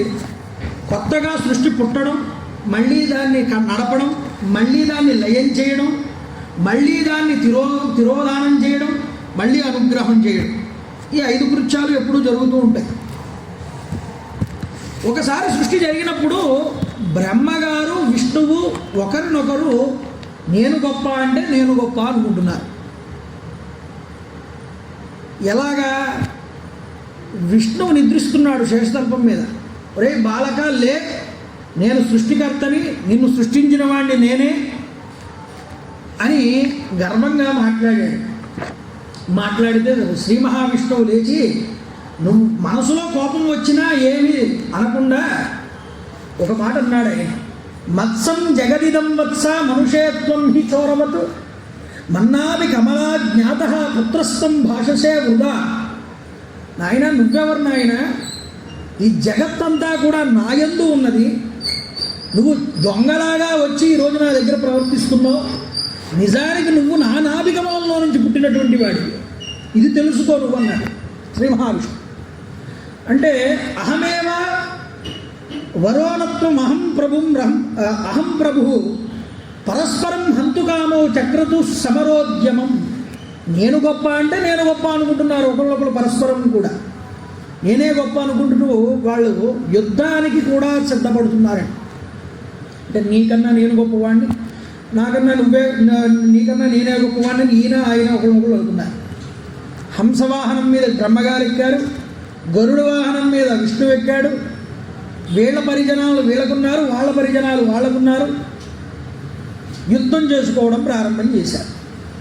ఆకాశంలో దేవజాతుల వారందరూ వచ్చి నిలబడ్డారు. ఆశ్చర్యంగా చూస్తున్నారు. సృష్టి స్థితి చేసేటటువంటి బ్రహ్మ విష్ణువు ఇద్దరూ కూడా ఇలా అజ్ఞానంతో కొట్టుకుంటున్నారు. ఏమిటి అంటే లోకానికి ఒక సందేశాన్ని ఇవ్వాలి అనేటటువంటి ఉద్దేశంతో పరమేశ్వరుడు చేస్తున్న విలాసమైనటువంటి నాటకం ఇది. చూడండి, క్షిపంతః పుష్పవర్షాన్ని పశ్యంతః స్వైరవంబరే. ఆకాశం నుంచి పుష్పవృషి కురిపిస్తున్నారు విష్ణు పార్శ్వతులందరూ విష్ణువు మీద, బ్రహ్మగారి గణమందరూ బ్రహ్మగారి మీద. వెంటనే వీళ్ళిద్దరి మధ్య గొప్ప యుద్ధం ప్రారంభమైంది. ఎన్నో బాణాలు వేస్తున్నాడు బ్రహ్మగారు, అటు విష్ణువు కూడా వేస్తున్నారు. అహోరాత్రము కూడా జరుగుతోంది యుద్ధం. బాణాలు అస్త్రాల కింద మార్చారు, అస్త్రాలు ప్రయోగిస్తున్నారు. ఆశ్చర్యం కలుగుతోంది వాటి ప్రకాశాలు చూస్తూ ఉంటే. ఇది చినికి గాలివాన దాకా ప్రారంభమైంది. ఇందాక చెప్పిన కైవల్యోపనిషత్, కేనోపనిషత్తులో చెప్పిన కథ ఉన్నదే, ఆ కథ దీనికి ఎగ్జాంపుల్. చూడండి, దేవతాగణాలన్నీ ఆశ్చర్యపోతున్నాయి ఈ యుద్ధాన్ని చూసి. విష్ణువుకి విపరీతమైన కోపం వచ్చి మహేశ్వరాస్త్రాన్ని తీసి బ్రహ్మగారి మీద వేసి, బ్రహ్మగారు దాన్ని తిప్పి కొడదామని పాశుపతాస్త్రం తీసి వేశాడు. ఈ 2 అస్త్రాలు కూడా చాలా దుర్భేద్యమైనటువంటివి, లోకాలన్నింటినీ కూడా ముంచెత్తగలిగేటటువంటి శక్తివంతమైనటువంటి అస్త్రాలని. వీళ్ళు సృష్టి చేయడం మానేసి, ఆయన పరిపాలన చేయడం మానేసి ఇద్దరూ కొట్టుకుని లోకాలను పాడు చేస్తున్నారు. ఇది ఎంతవరకు వెళ్ళిందంటే దేవతలందరూ పరిగెత్తుకుంటూ పరమేశ్వరుడి దగ్గరికి వెళ్ళారు. పరమేశ్వరుడి దగ్గరికి వెళ్ళి సృష్టి స్థితి లయ తిరోధాన అనుగ్రహాలు చేసేటటువంటి ఆ పరబ్రహ్మ దగ్గరికి వెళ్ళి నమస్కారం చేసి ప్రార్థన చేస్తున్నారు. ఎలా ఉంది పరిస్థితి? కైలాసం. పరమేశ్వరుడు ధ్యానమగ్నుడై ఉన్నాడు. ఇతి దేవా భయం కృత్వా విచిన్వంతః శివక్షయం జగ్ముః కైలాస శిఖరం యత్రాస్తే చంద్రశేఖరః. పరమేశ్వరుడి స్థానాన్ని చూశారు వెళ్ళి. చంద్రశేఖరుడు నివసించేటటువంటి స్థానం ఇదే కదా అనుకున్నారట దూరం నుంచే చూసి. తేపి తత్ర సభా మధ్యే మండపే మణి విశ్వరే విరాజమానము మయా దదృశు దేవపుంగవం. కైలాసంలో మణిమయ మకుటమైనటువంటి మండపం ఒకటి ఉన్నది. ఆ మండపంలో పద్మాసనంలో కూర్చుని ధ్యానమగ్నుడై ఉన్నాడు పరమేశ్వరుడు. ఆయన దగ్గరికి వెళ్ళారు. సవ్యోత్తరేతర పదం తదర్పిత కరాంబుజం స్వగణై సర్వతోజుష్టం సర్వలక్షణలక్షితం వీద్యమానం విశేషజ్ఞై స్త్రీజనై స్థీవ్ర భావనై సస్యమానం సదా వేదై అనుగృహ్ణంతం ఈశ్వరం. వేదములనేటటువంటివి పరమేశ్వరుడి దగ్గర నిలబడి పరమేశ్వరుణ్ణి స్తోత్రం చేస్తున్నాడు ఆ సమయంలో. అయితే వేదముల యొక్క స్తుతులకు కూడా అందనటువంటి వాడు పరమేశ్వరుడు. అటువంటి పరమేశ్వరుడు దృష్ట్యైవ మీశం అమరం సంతోష సరితేక్షణ. ఒక్కసారి కళ్ళు తెరిచి దేవతల వైపు దృష్టి సారించారు పరమేశ్వరుడు. ఎలాగా? సంతోషంతో చూశాడు, ఆనందంతో చూశాడు. చూసి అవోచదర్ధ గంభీరం వచనం మధుమంగళం, చక్కని మధురమైనటువంటి మాటని మాట్లాడుతున్నాడు పరమేశ్వరుడు. మాట్లాడితే మంగళం అండి. ఆయన మాట మాట్లాడితే చాలు, నోటి నుంచి మంగళం తప్ప అమంగళాలు రావు ఆయన. ఈశ్వరుడు అంటున్నట్ట వాళ్ళందరినీ కూడా చూసి దేవతల్ని, వత్సగా స్వస్తి వక్కశ్చిత్ వర్తతే మమ శాసనాత్ జగశ్చ దేవతావంశ స్వస్వకర్మణి కిన్నవా. ఏమయ్యా దేవతల్లారా, మీరందరూ కూడా నేను చెప్తున్నట్లుగా మీ జీవితాలను గడుపుతున్నారా? పరిపాలన చేస్తున్నారా? ఎక్కడ లోకాలలో ఏ ఏ విధులు ఎలా సక్రమంగా జరగాలో అన్నీ సక్రమంగా జరుగుతున్నాయా? ఒక ప్రభువు తమ యొక్క పరిచారకుల్ని ఎలా అడగాలో, ఎలా తెలుసుకోవాలో అన్ని విషయాలు అడిగి స్వామి తెలుసుకున్నాడు. ఆయనకి తెలీదా? ఆయనకి అన్నీ తెలుసు. ప్రాగేవ విదితం యుద్ధం బ్రహ్మ విష్ణోర్మయాసురా. అందుకనే లింగ పురాణంలో శివుడి గురించి చెప్తూ వ్యాసుల వారు శైవ శాసనాత్ అంటాడు. ఒక అగ్ని వెలగాలంటే ఈశ్వర శాసనం మీద వెలుగుతుంది. వాయువు వీచాలి అంటే వాయువు కూడా ఈశ్వర శాసనం మీద నడుస్తున్నాడు. అందుకనే సంజీవనం సమస్తస్య జగత సలిలాత్మక భవ ఇత్యుచ్యుతే మూర్తి భవస్య పరమాత్మన. నీరు భగవంతుడి వల్ల అనుగ్రహం వల్ల దొరుకుతుంది. ఆయన ఉగ్రరూపాన్ని పొందాడనుకోండి, నీటి రూపంలో కూడా ముంచెత్తగలడు. అందుకనే నీరు తమ శాసనాన్ని, ఈశ్వర శాసనాన్ని పాటిస్తూ సముద్రాలు చర్యలు కట్టలు దాటకుండా ప్రవర్తిస్తున్నాయి. నదులు మనకి ఇంకా ఇంత కలుషితం చేస్తున్నా అవి మనకి నీటిని అందిస్తున్నాయి. ఇవన్నీ ఎవరి వల్ల? మానవుల వల్ల కాదు, శైవ శాసన ఈశ్వర శాసనం వల్ల జరుగుతున్నదంతా కూడా. అంటే ఈరోజు నువ్వు మనుగడ సాగించగలుగుతున్నావంటే, ఊపిరి పీల్చుకోగలుగుతున్నావంటే, దాహం తీర్చుకోగలుగుతున్నావంటే, అన్నం తినగలుగుతున్నావంటే ఈశ్వరుడు పెట్టిన భిక్ష అని తెలుసుకోకపోతే నువ్వు కృతజ్ఞుడు అవుతావు. అందువల్ల పరమేశ్వర శాసనం లేకపోతే ఇవేమీ జరగవండి. శైవ శాసనంగా జరుగుతున్నాయి ఇవన్నీ. అందువల్ల అడిగి ఆయన అంటాడు, మీరు వచ్చిన సంగతి ఏమిటో నాకు తెలుసు. బ్రహ్మ విష్ణువు ఇద్దరూ కూడా గొడవ పడతారని, యుద్ధం జరుగుతుందని నాకు తెలుసయ్యా. అది ప్రారంభమైందని కూడా నాకు తెలుసు. మీరేమీ దిగులు చెందక్కర్లేదు. అద యుద్ధాం గణం గంధుం హరిరాత్రోరదీశ్వర సమదోష యదాం బాయ సపతి సత్సురత్వ్రయం. ఆ దేవతలందరికీ అభయం ఇచ్చాడు. ఇచ్చి 100 మంది గణాలని, ప్రమద గణాలని పిలిచాడు. ఆ 100 మంది ప్రమద గణాలని కూడా విమానాలను సిద్ధం చేయమన్నాడు. నేను వస్తున్నాను పదం అన్నాడు పరమేశ్వరుడు. ఎక్కాడు విమానాన్ని. దేవతలందరూ ముందర నడుస్తూ ఉండగా ప్రమద గణాలని వెంట పెట్టుకుని పరమేశ్వరుడు అంతటి వాడు ఆ ప్రదేశానికి వచ్చాడు. చూడండి, ప్రణవాకార మద్యంతం పంచమండల మండితం గణేశ్వరాశ్చ సన్నద్ధా నానావాహన భూషణా. అనేక వాహనాలు సిద్ధం చేయించి ఓంకార ఆకారం కలిగినటువంటి 5 మండలముల చేత అలంకరించబడినటువంటి ఒక రథాన్ని పరమేశ్వరుడు అమ్మవారితో కలిసి అధిష్ఠించాట. కుమారులతో గణములతో ఈశ్వరుడు ఇంద్రాది దేవతలందరినీ పెట్టుకుని ముందర వస్తున్నాడు. సమీక్షతు తయోర్యుద్ధం నిగూఢో అభ్రంశమాస్థిత. ఆ విష్ణువు బ్రహ్మగారు యుద్ధం చేసుకుంటున్న ప్రదేశం దగ్గరికి వచ్చి ఆకాశంలో వచ్చి నిలబడ్డాడు పరమేశ్వరుడు అంతటి ఆయన. సమాప్త వాద్య నిర్ఘోష శాంత అరుగణ నిహిస్వన. విపరీతమైనటువంటి ఆ బాణముల యొక్క శబ్దములు, అస్త్రముల యొక్క శబ్దములు విపరీతమైన ఘోష చేస్తోంది. మొత్తం విపరీతమైన కాంతిపుంజాలు ఏర్పడుతున్నాయి. అక్కడున్న ప్రదేశాలన్నీ చల్లాచెదురులు అయిపోతున్నాయి. అటువైపు జనానికి ఇటువైపు జనానికి విపరీతమైనటువంటి దెబ్బలు తగిలి మూర్ఛిల్లిపోయి చనిపోయి కొంతమంది పడిపోయారు. అంతటి యుద్ధ రణరంగం అక్కడ నెలకొని ఉన్నది. చూశాడు స్వామి, ఇది ముదిరిపోయింది. ఈ ముదిరిపోయిన పరిస్థితిని చక్కబెట్టాలనుకున్నట్ట పరమేశ్వరుడు. మహేశ్వరేణ శాస్త్రేణ తథా పాశుపతేన చ. ఇది మామూలు అస్త్రాలు కాదు, మహేశ్వరాస్త్రం, పాశుపతాస్త్రం. పాశుపతాస్త్రం వేస్తే ఇంక అక్కడ ఏం మిగలదు. అలాంటి మహేశ్వర పాశుపతాస్త్రాలు రెండూ కూడా ఢీకున్నాయి. అస్త్రజ్వాలై రథో దగ్ధం బ్రహ్మ విష్ణోర్జగత్రయం.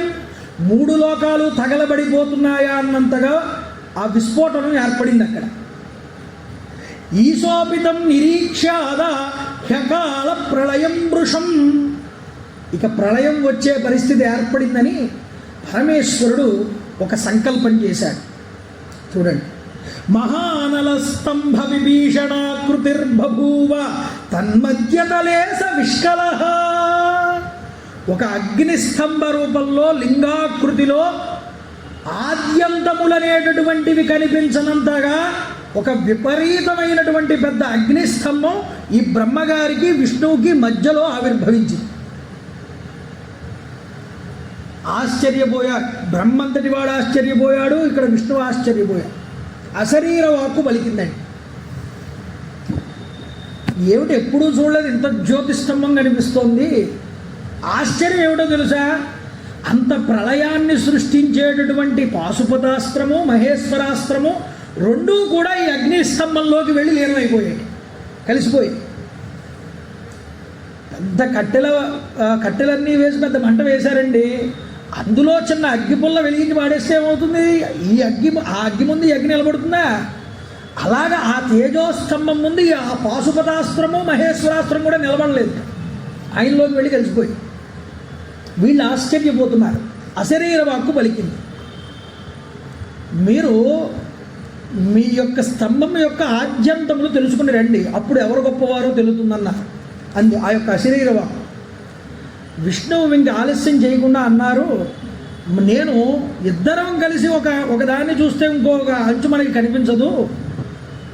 నేను భూమి పాతాళంలోకి వెళ్ళి ఇది ఎక్కడ, దీని మొదలు ఎక్కడుందో చూస్తా, నువ్వు దీని యొక్క ప్రారంభ శిరస్థానాన్ని చూడు అని చెప్పి బ్రహ్మగారికి చెప్పాడు. బ్రహ్మగారు హంసరూపాన్ని పొంది ఎగిరారు పైకి. విష్ణువు శ్వేతవరాహ రూపాన్ని పొంది తన ముట్టెతో ఆ యొక్క కోరలతో భూమిని తవ్వుకుంటూ లోపలికి పోయాడు. ఎలాగా కొన్ని వేల సంవత్సరాలు వెళ్ళారు. ఇలాగ భూలోక, భువర్లోక, సువర్లోక, మహర్లోక, జనోలోక, తపోలోక, సత్యలోక, ఈ లోకాలన్నీ దాటుకుని ఇంకా పైకి వెళ్ళాడు. ఇలాంటి లోకాలు ఇంకా ఎన్నో వస్తున్నాయి పైన, ఎన్నో ఎన్నో ఈ బ్రహ్మాండాలు దాటిపోతున్నాడు ఈ రెక్కలతో బ్రహ్మగారు. ఇక ఆ పాతాళానికి వెళ్ళిన ఆయన అతల వితల సుతల రసాతల మహాతల పాతాళ లోకాలు దాటుకుని కిందకి వెళ్ళినా ఇంకో రసాతల మహాతల తలాతల పాతాళ లోకాలు కనిపిస్తున్నాయి తప్ప ఈ లింగం మొదలు ఎక్కడుందో కనిపించట్లేదు విష్ణువుకి. కొన్ని వేల సంవత్సరాలు తవ్వుకుని వెళ్ళి అలిసిపోయాడు, కోరలు విరిగిపోయాయిట విష్ణువుకి. చూడండి, నిన్న చెప్పుకున్నాక గణపతి యొక్క కథలో జాంబవంతుడు కృష్ణుడు కొట్టుకుంటే ఓపిక ఉన్నంత వరకు కృష్ణుడని గుర్తించలేకపోయాడు, పరమాత్మ అని. మామూలుగా మానవుడు మనిషిగానే చూశాడు జాంబవంతుడు. అలాగే ఓపిక గర్వం ఉన్నంతసేపు, అహం ఉన్నంతసేపు వాడు ఇదంతా నా వల్లే జరుగుతుంది అనుకుంటాడు తప్ప పరమేశ్వరుడు యొక్క అనుగ్రహము ఆ భావన మనసులో కలగదు. శ్రీ మహావిష్ణువు అంతటి ఆయన ఎంత తప్పు పని చేశాను, ఎంత పిచ్చి పని చేశాను నేను నిజానికి. అసలు ఈ లింగాన్ని మొదలు చూద్దామని అనుకుని సంకల్పం చేయడం ఉందే, దీనికన్నా పిచ్చి పని మరొకటి లేదనుకున్నాడు. ఎంత అజ్ఞానంలో ఉన్నాను నిజంగా నేను అని ఆయనకి వెంటనే ఆ జ్ఞానం అనేటటువంటిది కలిగింది. అహంకారం పోయింది. పాపం ఇంక అలిసిపోయాడు, కదలలేనటువంటి పరిస్థితి, దాహం వేస్తోంది, నీరు కూడా దొరకట్లేదు. ఆయన విపరీతంగా బాధపడుతూ అలిసిపోయి, అయ్యయ్యో నేను తప్పు చేశాను, ఈ పరమేశ్వర నన్ను అనుగ్రహించు అని పశ్చాత్తాపడితే పరమేశ్వరుడు అనుగ్రహించి మళ్ళీ యథాస్థానానికి తీసుకొచ్చాడండి శ్రీ మహావిష్ణువు. అది పక్కన పెట్టండి. కొంతమంది లోకంలో గమ్ముని తనకి తాను చేసింది తప్పని తెలుసుకోగలుగుతాడు, మరి కొంతమందో అలా తెలుసుకోలేరు. ఎలాగైనా నేను చేసిందే కరెక్ట్ అని నిరూపించాలనుకుంటా, వాడు చేసింది తప్పైనా సరే. అది అధికార మదం వల్ల, గర్వం వల్ల, అహంకారం వల్ల ఏదైతే ఏమిటో అది పక్కన పెట్టండి. కొన్ని వేల సంవత్సరాలు పైకి ఎగురుతూ వెళ్ళిన తర్వాత బ్రహ్మగారు ఆ ఆద్య అంతాన్ని తెలుసుకోలేకపోయి అలసిపోయి ఉంటే ఒక కేతకి పుష్పం రాలుతోంది కిందకి. కేతకము అంటే ఆ యొక్క మొగలి పువ్వు రాలుతోంది. మొగలి పువ్వును ఆఫ్ చేశాడు. ఎక్కడి నుంచి వస్తున్నావు అని అడిగాడు. అడిగితే ఆ మొగలి పువ్వు అన్నది ఈశ్వరుడు యొక్క మధ్య భాగం నుంచి పడుతున్నాను నేను, కొన్ని వేల సంవత్సరాలు అయింది ఇప్పటికీ. నువ్వెక్కడికి వెళ్తున్నావు? నేను ఈశ్వరుడి శిరస్సును చూడడానికి వెళ్తున్నా. ఒక నవ్వు నవ్వింది. నీకు జన్మలో దర్శనం అవ్వదు, నేనే కొన్ని వేల సంవత్సరాల నుంచి కింద పడుతున్నాను, కాబట్టి అది చూడడం అనేటటువంటిది జరగనటువంటి పని. అయితే ఒక పని చేయమన్నాడు బ్రహ్మగారు. ఏమిటి? నువ్వు నాకు వచ్చి సాక్ష్యం చెప్పు. సాక్ష్యం చెప్పి నేను పరమేశ్వరుడి యొక్క శిరస్సుని చూశాను అన్నదానికి నువ్వు సాక్ష్యం కావాలి. సరే, ఈలోపు కామధేను కనిపించింది అక్కడ. నేను కూడా పలానా ప్రదేశం నుంచి వస్తున్నాను, స్వామివారికి పూజ చేసి అని చెప్పింది, కానీ నేను శిరస్సు చూడలేదని చెప్పి.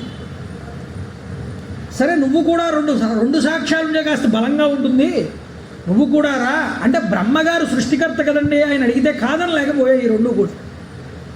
చెప్తానన్నది. ఇద్దరిని పక్కన పెట్టుకున్నాడు, తీసుకొచ్చాడు కిందకి. విష్ణువు పాపం దిగాలుగా కూర్చున్నాడు. ఏమయ్యా నువ్వు చూసావా మొదలు అని అడిగాడు. నేను చూడలేదన్నాడు విష్ణు. నేను అంతాన్ని చూశాను, పైన శిరస్సుని, నాకు కనిపించింది దర్శనం, కావాలంటే ఇవిగో సాక్ష్యాలు రెండు, కేతకీ పుష్పము, ఈ యొక్క కామధేను. అవునా నిజమా అని అడిగాడు. అవునన్నాయి. అయితే వెంటనే పశ్చాత్తాపడినటువంటి శ్రీ మహావిష్ణువు యందు అనుగ్రహంతో ఇక్కడ బ్రహ్మగారు చేసినటువంటి దోషాన్ని నిర్జించడం కోసం పరమేశ్వరుడు ఆ జ్ఞానలింగం, జ్యోతిర్లింగం నుండి ఒక్కసారి తన యొక్క సాకార రూపాన్ని ప్రదర్శించాడు. లోకంలో మహాపురాణం, శివమహాపురాణంలో ఒక మాట ఉంది. సనత్కుమారుల వారు నందీశ్వరుని అడుగుతాడు, లోకంలో అన్ని దేవతలకి కూడా సాకార రూపంగానే అర్చన ఉంటుంది, పూజ ఉంటుంది, కానీ ఈశ్వరుడికి మాత్రం సాకారము నిరాకారము రెండూ ఉంటాయి, ఎందువల్ల అని అడిగితే ఈ కథ చెప్పాడు. అయితే ఈశ్వరుడు ఈశ్వరస్తత్ర బభూవ స ఆకృతి, ఒక ఆకృతిని పొందాడు. అంతటా వ్యాప్తి చెందిన పరమాత్మ ఒక రూపాన్ని తీసుకున్నాడు. ఎందుకోసం? బ్రహ్మగారు చేసిన తప్పిదాన్ని నిర్జించడం కోసం, విష్ణువుని అనుగ్రహించడం కోసం. సముస్థిత స్వామి విలోకనాత్ పునః ప్రకంప పాణి పరిగృహ్య తత్పదం. విష్ణువు ఈశ్వరుణ్ణి చూడగానే ఒక్కసారి లేచి చేతులు రెండు వణుకుతున్నాయట శ్రీ మహావిష్ణువుకి. ఆయన పాదాలకి నమస్కారం చేశాడు. ఆ రుద్రస్వరూపాన్ని చూడగానే నమస్తే రుద్రమన్యభూతోదైషవే నమః, నమస్తే అస్తు ధన్వనే అని ఆయన పాదాల మీద పడి నమస్కారం చేయగానే బ్రహ్మగారు టీవీగా నిల్చున్నట్ట పక్క, ఏమీ మాట్లాడకుండా. ఈ దేహం స్వామి, నీ దేహం ఆది అంతములు లేనటువంటిది, కానీ మేమిద్దరం ఉన్నామే మోహంతో నిండిపోయి నీచ బుద్ధి కలిగినటువంటి వారమై నీ యొక్క ఈ అగ్నిలింగాన్ని పరీక్ష చేయాలని అనుకున్నామయ్యా. స్వామి మమ్మల్ని మన్నించు, నువ్వు ప్రసన్నుడివిక, మా దోషాలని క్షమించమని కోరుకున్నాడు. ఇదంతా నీలీలయని నేను భావన చేస్తున్నానన్నాడు. శ్రీ మహావిష్ణువు ఎంత వినమ్రతతో ఎంతటి శరణాగతి చేశాడో చూడండి. పరమాత్మ ఎవరిని చూసి ఆనందిస్తాడో ఇక్కడ బాగా మనకు అర్థమవుతుంది. కొంతమంది ఉంటారు దేవాలయానికి వచ్చినా వాడు చేసిన తప్పు ఒప్పుకోడు పరమేశ్వరుడు ముందు. ఆయనకేం తెలుస్తుంది మనం చేసింది అనుకుంటాడు మనసులో. ఆయనకి తెలియదా నీలో ఉన్నవాడికి నువ్వు చేసేది ప్రతిదీ తెలుసుగా, కానీ వాడేదో నిజమైన భక్తుడి కింద భావన చేసుకుంటాడు వచ్చి. చూడండి, వత్స ప్రసన్నోస్మి హరేయతస్వం ఈశత్వమిచ్చన్నపి సత్యవాక్యం. వత్స, ఓ కుమార, ఓ విష్ణు, నీ యొక్క శరణాగతికి నేను తృప్తి పొందా. నువ్వు సత్యమైనటువంటి మాట పలికవును, అందువల్ల నేను చాలా ప్రసన్నున్నయ్యా. ఇదే నీకు వరమిస్తున్నాను తీసుకోమన్నాడు. ఎంతటి భోళాశంకరుడో చూడండి పరమేశ్వరుడు. బ్రూయస్తతస్తే భవితా జనేషు సౌమ్యాన్మయా సత్కృతిరప్యలబ్ధా ఇతఃపరంతే పృథగాత్మనశ్చ క్షేత్ర ప్రతిష్టా ఉత్సవ పూజనంచ. ఇదిగో నీకు ఇదే వరమిస్తున్నాను, తీసుకో. మానవులలో నాతో సమానంగా నీకు కూడా ఉత్సవము, అలాగే ఉత్సవము, ప్రతిష్ట, పూజ అనేటటువంటిది నీకు కలుగుగాక. నిన్ను నాతో సమానంగా కొలుస్తారన్నాడు పరమేశ్వరుడు విష్ణువుని. ఎందుకు? శరణాగతికి పరమేశ్వరుడు వెంటనే అనుగ్రహం చూపించాడు. అంటే ఏమిటి అంటే, అహంకారం బయలుదేరినా అది ఒక అనుభూతి కలిగేటప్పటికీ, ఒక అనుభవం వచ్చేటప్పటికీ ఓహో మనం ఒళ్ళు దగ్గర పెట్టుకోవాలి, ఇది పరమేశ్వరుడు అనుగ్రహం తప్ప మన యొక్క విశేషం ఏమీ లేదు అని తెలుసుకోగలిగాడు శ్రీ మహావిష్ణువు. శరణార్థి అయ్యాడు. తన తప్పును తాను తెలుసుకుని, అయ్యా నువ్వే నన్ను రక్షించాలని ప్రాధేయపడ్డాడు. అహంకారం పొందినటువంటి బ్రహ్మగారు, అతనికి ఇంకా అహంకారం దిగలేదు. అహంకారం దిగకపోవడం వల్ల దేవతాగణాలన్నీ చూస్తున్నాయి అక్కడ నిలబడి. వాళ్ళందరూ ఎదురుగుండా శ్రీ మహావిష్ణువుని అనుగ్రహించి ఈ బ్రహ్మగారికి వేసి తిరిగారట. ససర్జాద మహాదేవ పురుషం కంచిదద్భుతం భైరవాక్యం భ్రువోర్మధ్య బ్రహ్మ దర్పజిగాంశయా. ఒక్కసారి బ్రహ్మగారికేసి కోపంగా బొమ్మలు ముడివేసి చూశాట రుద్రుడు. చూడగానే ఆ బురుకుటి స్థానం దగ్గర నుంచి భైరవుడు ఉద్భవించాట. కాలభైరవ స్వరూపం అక్కడ వచ్చింది. చూడండి, అద్భుతమైనటువంటి ఆకారంతో ఉన్నాడు ఆ పురుషుడు. రణరంగంలో ఆరితేరైనటువంటి స్వరూపం ఉంటుంది. అది పరమేశ్వరుడికి నమస్కారం చేశాడు ప్రత్యక్షం అవగానే. అందుకనే మనం కాలభైరవుడిని జయంతి ఉత్సవం చేస్తాం మార్గశిర మాసంలో. చెప్తాం ముందర, ఇదంతా వస్తుంది. నమస్కారం చేసి అంటున్నాడు, కిం కార్యం కరవాణ్యత్ర శీఘ్రం ఆజ్ఞాపయ ప్రభో. ఏం చెయ్యాలి నేను? కిం కార్యం కరవాణ్యం, ఆజ్ఞాపించండి అన్నాడు. వెంటనే పరమేశ్వరుడు అన్నాడు, వత్సయోయం విధి సాక్షాత్ జగతామాద్య దైవతం. అదిగో అక్కడ కనిపిస్తున్నాడే 5 ముఖాలతో, వాడు నేను సమానం. ఆయన ఈ జగత్తునంతటిని సృష్టించినటువంటి ఆయన, ఈ జగత్తుకంతటికి ఈశ్వరుడు ఆయనే. ఆయన్ని కాస్త నువ్వు సన్మానం చేయవయ్యా భైరవ. దేంతో చేస్తావు? నీ చేతిలో ఉన్నటువంటి ఖడ్గంతో సన్మానం చేయమన్నాడు. అర్థమైంది భైరవుడికి. సవై గృహీత్వైకరేణ కేశం తత్పంచమం దప్తమసత్య భాషణం. ఆ 5వ తల, 5 తలకాయలు ఉంటే బ్రహ్మగారికి 5వ తలతో అబద్ధం ఆడేట్టే. ఆ 5వ తలతో అబద్ధం ఆడిన తలని జుట్టు పట్టుకున్నట్ట వెళ్ళి భైరవుడు చేత్తో. కత్తి తీసి ఒక్కసారి ఆ 5వ తలని నరికి వేశాడు. చిత్వా శిరాంసస్య నిహంతుముద్యత ప్రకంపయన్ ఖడ్గమతి స్ఫుటంకరై. ఒక్కసారి ఆ ఖడ్గంతో ఆ తల నరకగానే ఆ తల తెగి పడిపోయింది. 4 ముఖాలతో అయిపోయి చతుర్ముఖ బ్రహ్మ అయ్యాడు. పంచముఖాలతో ఉన్న బ్రహ్మ ఏదో సృష్టి చేస్తున్నాడు, నా అంశతో వచ్చాడు, వీడికి నాతో సమానమైన స్థాయి ఇవ్వాలి, గౌరవించాలి అని పరమేశ్వరుడు తనకు 5 ముఖాలు ఉంటే ఆయనకే 5 ముఖాలు గౌరవించాడు. ఆ గౌరవాన్ని ఆయన నిలబెట్టుకోలేకపోయాడు. దేనివల్ల? అహంకారం వల్ల. పరమేశ్వరుడు నువ్వు చేసిన పుణ్యాన్ని చూసి ఒక పదవి ఇవ్వచ్చు, లేకపోతే ధనం ఇవ్వచ్చు, లేకపోతే విద్య ఇవ్వచ్చు. ఆ విభూతిని నువ్వు అడ్డం పెట్టుకుని అహంకారాన్ని పొందకూడదు. అలా పొందినవాడు బ్రహ్మగారు, అలా పొందినవాడు దక్షుడు.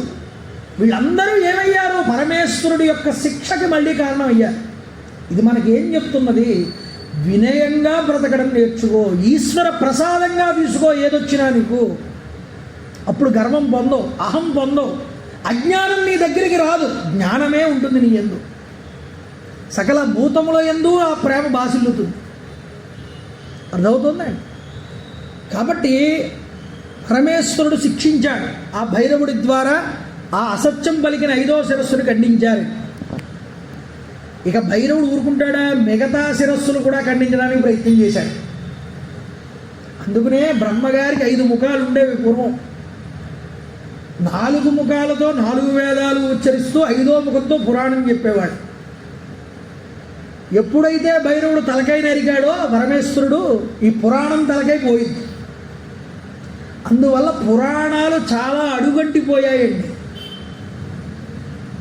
అందువల్ల పురాణం చెప్పేవాళ్ళు తక్కువే మన దాంట్లో. ఆ చెప్పేదాన్ని సరిగ్గా తర్కించకుండా, శాస్త్రం గురువుల దగ్గర నేర్చుకోకుండా చెప్పేవాళ్ళు ఎక్కువైపోతున్నారు.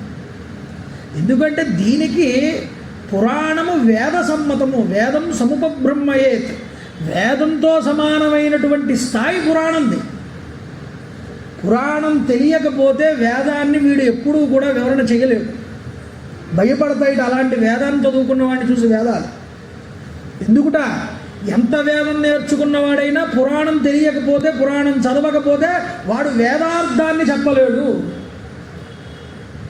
అందువల్ల పురాణం పంచమో వేద, పంచమో వేదంతో సమానం.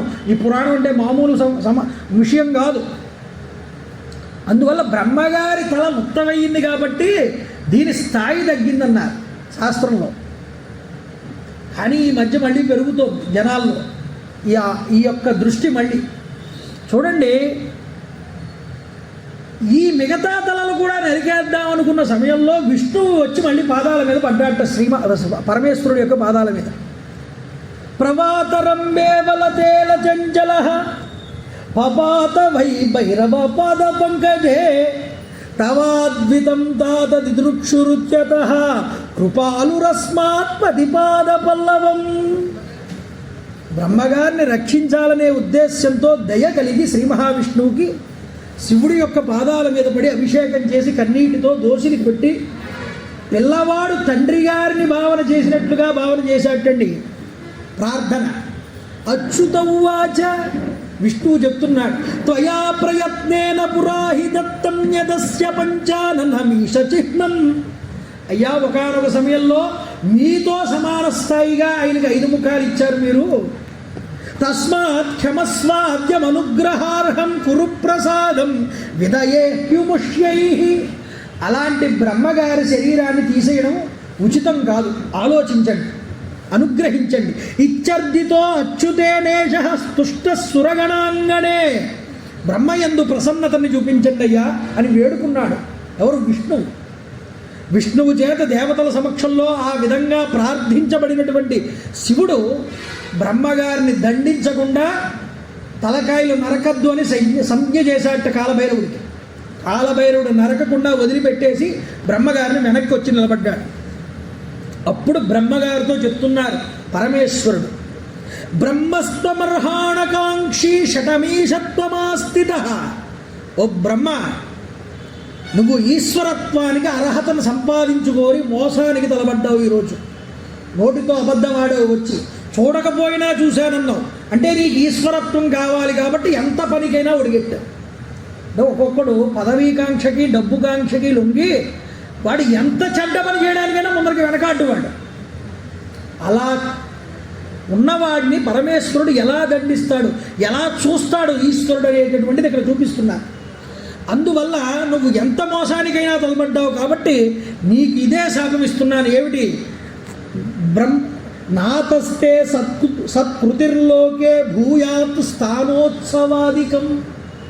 భూలోకంలో మానవుల చేత నీకు పూజ కానీ గుడి కానీ ఆఖరికి ఉత్సవం కానీ ఏవి కూడా నీకు ఉండవన్నాడు. శపించాడు. శపించిన తర్వాత బ్రహ్మగారు పాదాల మీద పడ్డాడు. అప్పుడు ఆయనకి అహంకారం తగ్గింది. ఇంత కార్యం జరిగిన తర్వాత అప్పుడు తేరుకున్నాడు బ్రహ్మగారు. పాదాల మీద పడి ఈశ్వరుడికి స్వామీన్ ప్రసీదాద్య మహావిభూతే మన్యే వరం వరదవే శిరప్రమోక్షణం నమస్తుభ్యం భగవతే బంధవే విశ్వయోనయే సహిష్ణవే సర్వదోషాణం శంభవే శైలధన్వనే. పరమేశ్వర, నేను చేసింది ముమ్మాటికి తప్పే. నేను తెలుసుకున్నాను నా తప్పుని. నన్ను అనుగ్రహించు. నీ పాదాల మీద పడి వేడుకుంటున్నాను. నిజానికి నువ్వు నా తల తీయడం ఉన్నదే, దీనిని నేను అగౌరవంగా భావించను. దీనిని నేను నా యొక్క అనుగ్రహంగానే నేను స్వీకరిస్తాను అని పాదాల మీద పడి బాధపడ్డాడు. ఎంతటి బోళాశంకరుడండి! తన తప్పు తాను తెలుసుకుని పాదాల మీద పడగానే మళ్ళీ కరిగిపోయాడు పరమేశ్వరుడు అంతటి వాడు. వరం దధామితే తత్ర గృహాణ దుర్లభం వరం వైతానికేషు గృహ్యేషు యజ్ఞేషు చ భవాన్ గురుః నిష్ఫలస్వద్రుతే యజ్ఞః సాంగస్య సహ దక్షిణః అదాహ దేవకితం కేతకం కూటసాక్షిణం. బ్రహ్మ, నీ పశ్చాత్తాపానికి నిన్ను అనుగ్రహిస్తున్నాను. నీకు భూమి మీద పూజ గుడి పురస్కారం ఏమీ లేకపోయినా ఆప్తోర్యామము అగ్నిష్టోమము అలాగే దర్శపూర్ణమాశ్రములందు చేసేటటువంటి ప్రతి యజ్ఞములోనూ నీకు భాగం ఉంటుంది. బ్రహ్మస్థానం అనేటటువంటిది తప్పకుండా ఉంటుందయ్యా. నీ స్థానం లేకుండా చేసేటటువంటి యజ్ఞములు ఏవి కూడా సఫలం కావు. ఎవరైనా యజ్ఞం చేయిస్తే బ్రహ్మగారండి అయినా అంటారు, పూజ చేయిస్తే బ్రహ్మత్వం వహిస్తున్నాడండి అంటారు. ఏమండి యాజ్ఞికానికి వెళ్తే బ్రహ్మగారు వచ్చారండి అంటారు. అక్కడ చెప్పేటటువంటి మంత్రం చెప్పే పురోహితుడిని కూడా బ్రహ్మశబ్దంతోనే ఉపయోగిస్తారు. నీ మాట లేకపోతే అసలు శుభకార్యం జరగదన్నారు. పరమేశ్వరుడు ఎంత అనుగ్రహించాడో చూడండి బ్రహ్మగారు. అంతేకాదు ప్రతి గురుస్వరూపము నీ యొక్క స్వరూపమే. మానవుల యొక్క వాడుక భాషలో కూడా నిన్ను మరిచిపోరు అన్నాడు. ఎంత గొప్పగా చూడండి. అందుకనే బాగా ఆనందం కలిగితే బ్రహ్మానందం కలిగిందండి అంట. బ్రహ్మాండంగా ఉందండి అంటాడు ఏదైనా గొప్పగా చూస్తే. ఏమండి, అలాగ ప్రతి దాంట్లోనూ కూడా బ్రహ్మని కలుపుకుంటారు, బ్రహ్మని తలుచుకుంటారు ప్రతి ఒక్కళ్ళు. అందువల్ల బ్రహ్మగారు నిన్ను ప్రతి దాంట్లో కూడా నిన్ను మిళితం చేస్తారయ్యా. నిన్ను తలుచుకోకుండా రోజు వెళ్ళదు. అయితే నిన్ను ఒకే ఒక్క చోట కొలుస్తారన్నాడు. ఎక్కడ? పుష్కర క్షేత్రం నందు కొలుస్తారు. ఇప్పటికీ పుష్కర క్షేత్రం రాజస్థాన్లో ఆయన గుడి ఉందండి. గాయత్రీమాత గుడి కూడా ఉన్నది. ఎవరైనా సంధ్యావందనాది కార్యక్రమాలు కనుక చేసుకోవడం వదిలిపెట్టేస్తే మళ్ళీ అక్కడికి వెళ్ళి స్వామివారి అక్కడ ఆ ప్రాంతంలో పుష్కర క్షేత్రానికి వెళ్ళి అక్కడ కనుక కొన్ని రోజులు ఉండి ఆ యొక్క గాయత్రీ మంత్రాన్ని కనుక ఉపాసన చేస్తే మళ్ళీ వాడికి ఆ శక్తి వస్తుంది. ఆ బ్రహ్మగారి ఆలయం అక్కడ ఉన్నది. కాబట్టి ఆ ఒక్క స్థానమునందు నీకు పూజిస్తున్నానన్నాడు పరమేశ్వరుడు. ఇక కేతకం వైపు తిరిగాడు. మొగలి పువ్వుకేసి తిరిగి అన్నాడు, రే రే కేతక దస్తుత్వం శట దూరమితవ్రజ. ఇక నుంచి నా పూజలో నీకు అనేటటువంటిది నిన్ను ఉపయోగించరు జనులు అన్నా. ఈ మాట పరమేశ్వరుడు అనగానే దేవతలందరూ ఏం చేశారంటే పరమేశ్వరుడి మీద ఉన్నటువంటి ఆ మొగలి పువ్వులను తీసి బయటికి విసిరేశారు. అందుకనే మొగలి పువ్వుకి పరమేశ్వరుడి యొక్క పూజ లేదు, వాడరు దాన్ని. ఇత్యుక్తే తత్ర దేవేన కేతకం దేవజాతయ. వెంటనే కేతకం ఏం చేసింది? పరమేశ్వరుని ప్రార్థన చేసి నమస్కారం చేసి, నమస్తే నాథమే జన్మ నిష్ఫలం భవదాజ్ఞయా. ఇప్పుడు నేను పూజకు పనికి రాకపోతే నా వల్ల ఏం ఉపయోగం లోకానికి? పరమేశ్వర నన్ను క్షమించు. బ్రహ్మగారంతటి వాడు అడిగితే నేను కాదనకపోతే ఎక్కడ శపిస్తాడని నా బాధ నాది. కాబట్టి నీ పాదాల మీద పడి ప్రార్థిస్తున్నాను, నాకు ఇంత జరుగుతుందని తెలియదు కదా, నన్ను అనుగ్రహించదు. క్షమ్యతాం మమ కిల్విషం, నా తప్పును క్షమించవయ్యా పరమేశ్వర. జ్ఞానాజ్ఞానకృతం పాపం నాశయత్యేవ తే స్మృతి. అజ్ఞానంతో చేసినటువంటి పాపం ఇది. అయినా పరమేశ్వర నీ దర్శనం నాకు జరిగింది. ఒక్కసారి నీ దర్శనం జరిగిన తర్వాత నాలో ఏమైనా పాపాలు ఉంటాయా? ఈ దర్శనంతోనే పాపాలన్నీ పోతాయి. ఇక నాకు పాపం ఎక్కడంటుంది? అంటుకుంటుందయ్యా, అబద్ధవాడిన పాపం నాకుందంటావు నువ్వు. పరమేశ్వరుణ్ణే అందులో భక్తి ఎందు అలా భగవంతుడు పోతాడండి. వెంటనే నిన్ను చూశాను, నాకు పాపం ఎక్కడుందండి ప్రశ్న వేసింది. పరమేశ్వరుడు శభాష్, తాదృశే త్వయి దృష్ట్యే మే మిథ్యాదోష కుతో భవేత్. నిన్ను దర్శించాను, నన్ను అనుగ్రహించమంది. కేతనం ఇలా ప్రార్థించగానే ఈశ్వరుడు వెంటనే అంటున్నాడు కేతకంతో, నువ్వు ఎన్ని చెప్పినా నేను శాపం ఇచ్చాను కాబట్టి నిన్ను ధరించడం కుదరదు, కానీ నా భక్తులు నిన్ను ధరిస్తారన్నాడు పరమేశ్వరుడు. చూడండి ఎలాంటి అనుగ్రహం ఇచ్చాడు. నా భక్తులకి నాకు తేడా లేదు, వాళ్ళు ధరిస్తే నేను ధరించినట్టే అన్నాడు పరమేశ్వరుడు. ఇది లౌక్యంగా మాట్లాడితే ఆయన లౌక్యంగా మాట్లాడలేడు. అందువల్ల నా భక్తులు నిన్ను ధరించేటట్లుగా నిన్ను అనుగ్రహిస్తున్నానన్నాడు. నమేతద్వారణం యోగ్యం సత్యవాగాహమీశ్వర మదీయ స్వాం ధరిష్యంది జన్మతే సఫలం తథా త్వం వై వితానవాద్యేన మమోపరి భవిష్యసి. అందున నా యొక్క ఛత్రం మీద నిన్ను ఉండేటటువంటి విధంగా నిన్ను అనుగ్రహిస్తున్నాను పోని.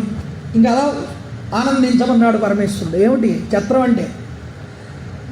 రుద్రాక్ష మండపం అని ఉంటుంది. స్వామివారి శివాలయంలో మండపం పెట్టి అందులో స్వామివారిని పెట్టి పూజ చేస్తారు. ఆ మండపం మధ్యలో ఈశ్వరుడు ఉంటాడు. చుట్టూరా 4 స్తంభాలు వేసి పైన ఆచ్ఛాదన చేస్తారు. శివరాత్రి రోజు ముఖ్యంగా పందిరి కింద వేసి ఆ పందిరిలో ఈశ్వర విగ్రహాన్ని పెట్టి మృత్తికతో చేసింది దాన్ని పూజిస్తారు. ఆచ్ఛాదన లేకుండా నన్ను పూజించరు ఎవరు కూడా. నిన్ను నా మీద పెట్టరు కానీ నా ఆచ్ఛాదన మీద పెట్టచ్చు. ఆ అనుగ్రహం నీకు ఇస్తున్నానన్నాడు పరమేశ్వరుడు. ఆ కేతకీ పుష్పం, ఆ మొగలి పువ్వుని డైరెక్ట్గా పరమశివుడి మీద పెట్టకూడదు. పూజ చేసినప్పుడు కూడా పైన మండపం మీద పెట్టమని చెప్పారు. పరమేశ్వరుడు ఇచ్చిన వరం అది. అందువల్ల నా భక్తులు నిన్ను ధరిస్తారు, నీ జన్మ సఫలం అవుతుంది, నా ఛత్ర రూపంలో నా పైన ఉంటావు అని భగవంతుడు కేతకానికి బ్రహ్మగారికి ఇద్దరినీ కూడా అనుగ్రహించాడు. అనుగ్రహించిన తర్వాత బ్రహ్మ విష్ణువు దేవతలు అందరూ కూడా పరమేశ్వరుణ్ణి ప్రార్థన చేశారండి. మహానుభావ, ఎంతటి మహానుభావుడివి!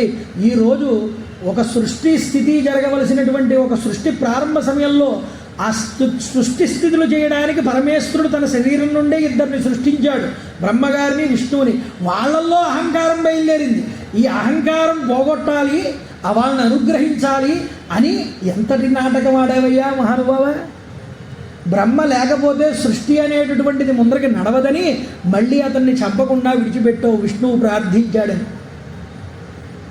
ఆశ్చర్యచకితులై దేవతలు, బ్రహ్మ, విష్ణువు పరమేశ్వరుణ్ణి వివిధ రకాలైనటువంటి ద్రవ్యాలతో పుష్పాలతో అర్చన చేశారటండి. పరమేశ్వరుడు చూడండి, ఈశ్వరుడు ఆనందించాడు. ఎంతో విలువైనటువంటి వస్తువులన్నీ సమర్పణ చేశారట బ్రహ్మగారు, విష్ణువు మొదలైన వాడు. ఏమేమిటి? ముఖ్యంగా పుష్పమాలకు, అవి వడలవుట, అలాంటి పుష్పమాలికలు ఇచ్చారు స్వామివారికి. పట్టు వస్త్రాలు ఇచ్చారు, యజ్ఞోపవీతం, మణికుండలాలు ఇచ్చారు, కిరీటం ఇచ్చారు, కేయూరములు ఇచ్చారు, ఉంగరములు ఇచ్చారు, గొడుగు, తెల్లటి గొడుగు పెట్టారు స్వామివారికి. ఇదంతా సాకారమూర్తికి పూజ చేస్తున్నారు. వింజామరలు వీస్తున్నారు, ధ్వజం పెట్టారు, దివ్యమైన వస్తువులతో ఆ పశుపతిని పూజించారు పరమేశ్వరుడు. ధూపం దీపం అన్నీ కూడా వెలిగించారు. చూడండి, నిజానికి వీళ్ళు సమర్పించిన వస్తువులు ఉన్నాయే అవి మనసుకి కూడా అందవుటండి, అంత విలువైనవిట. దేవతలందరూ ఈ వస్తువు మాకు ఇస్తే బాగుండు, ఈ వస్తువు మా దగ్గర ఉంటే బాగుండు అనుకుంటున్నారు అవి చూసి. పరమేశ్వరుడు ఎంత దయాళుడో చూడండి. ఆయన అంటున్నాడు, ఈశ్వరుడు ఆనందించాడు వాళ్ళ యొక్క పూజనంతటినీ చూసి. ఆ సభలో ఉన్న వాళ్ళందరినీ దగ్గరికి పిలిచాట. సభ్యానాం ప్రదదౌ హృష్ట పృథక్ తత్ర యథాక్రమం కోలాహలో మహానాస్తి తత్ర తద్వస్తు గృహ్ణతాం. తనకి సమర్పించిన వస్తువులన్నీ ఆ సభలో ఉన్న వాళ్ళందరికీ పంచిపెట్టేసేట పరమేశ్వరుడు. తీసుకోండి. ఆయనకంటూ ఏముందండి? ఏమీ లేదు. ఆయన పంచిపెడుతుంటే కోలాహలం చెలరేగింది. దేవతలందరూ కూడా మాకే కావాలంటే మాకు కావాలని వచ్చి కోలాహలం బయలుదేరింది అక్కడ. బ్రహ్మ విష్ణువుల చేత పూజించబడినటువంటి పరమేశ్వరుడు. తత్రైవం బ్రహ్మ విష్ణుభ్యాం చ అర్చిత శంకరపుర ప్రసన్న ప్రాహతో నమ్రౌ సస్మితం భక్తివర్ధన. కాబట్టి ప్రసన్నుడై బ్రహ్మ విష్ణు దేవతల యందు భక్తిని పెంపొందిస్తూ వినీతులవుతూ ఉన్నటువంటి బ్రహ్మగారిని విష్ణువుని దేవతల్ని చూసి చిరునవ్వు నవ్వుతూ అంటున్నట్ట పరమేశ్వరుడు, తుష్టోహమద్యావం వత్సౌ పూజయాస్మిన్ మహాదినే. ఈ రోజు నాకు చాలా ఇష్టమైనటువంటి రోజు అన్నట్ట.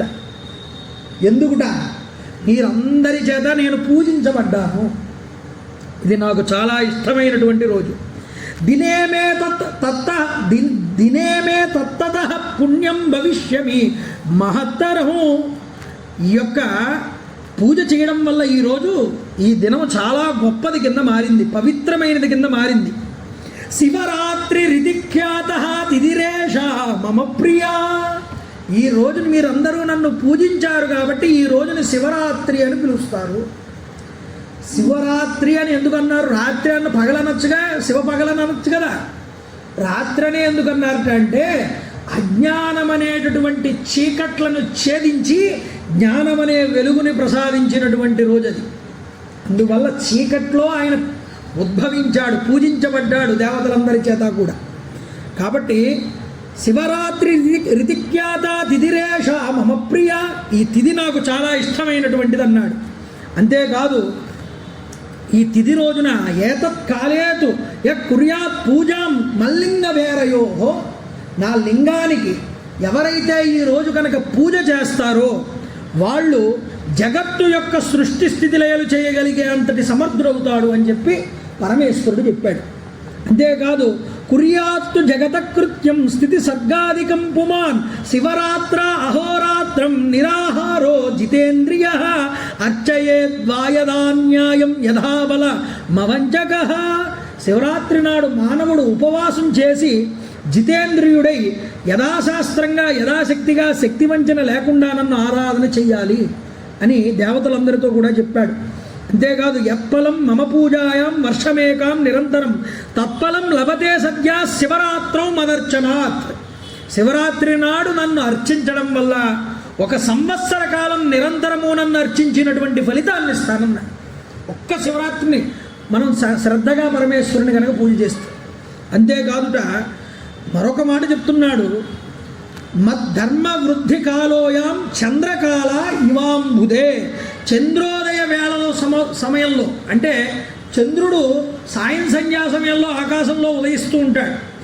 ఆ సమయంలో కనుక నన్ను పూజిస్తే ఆ సమయంలో నా ధర్మం వృద్ధి చెందుతుంది, నా అనుగ్రహం విశేషంగా ఉంటుంది ఆ సమయంలో. అందువల్ల ఆ సమయంలో అందుకనే శివాలయానికి ప్రదోష కాలంలో వెళ్ళి దర్శనం చేస్తే చాలా గొప్ప పుణ్యం వస్తుందంటారు. ఎందుకు?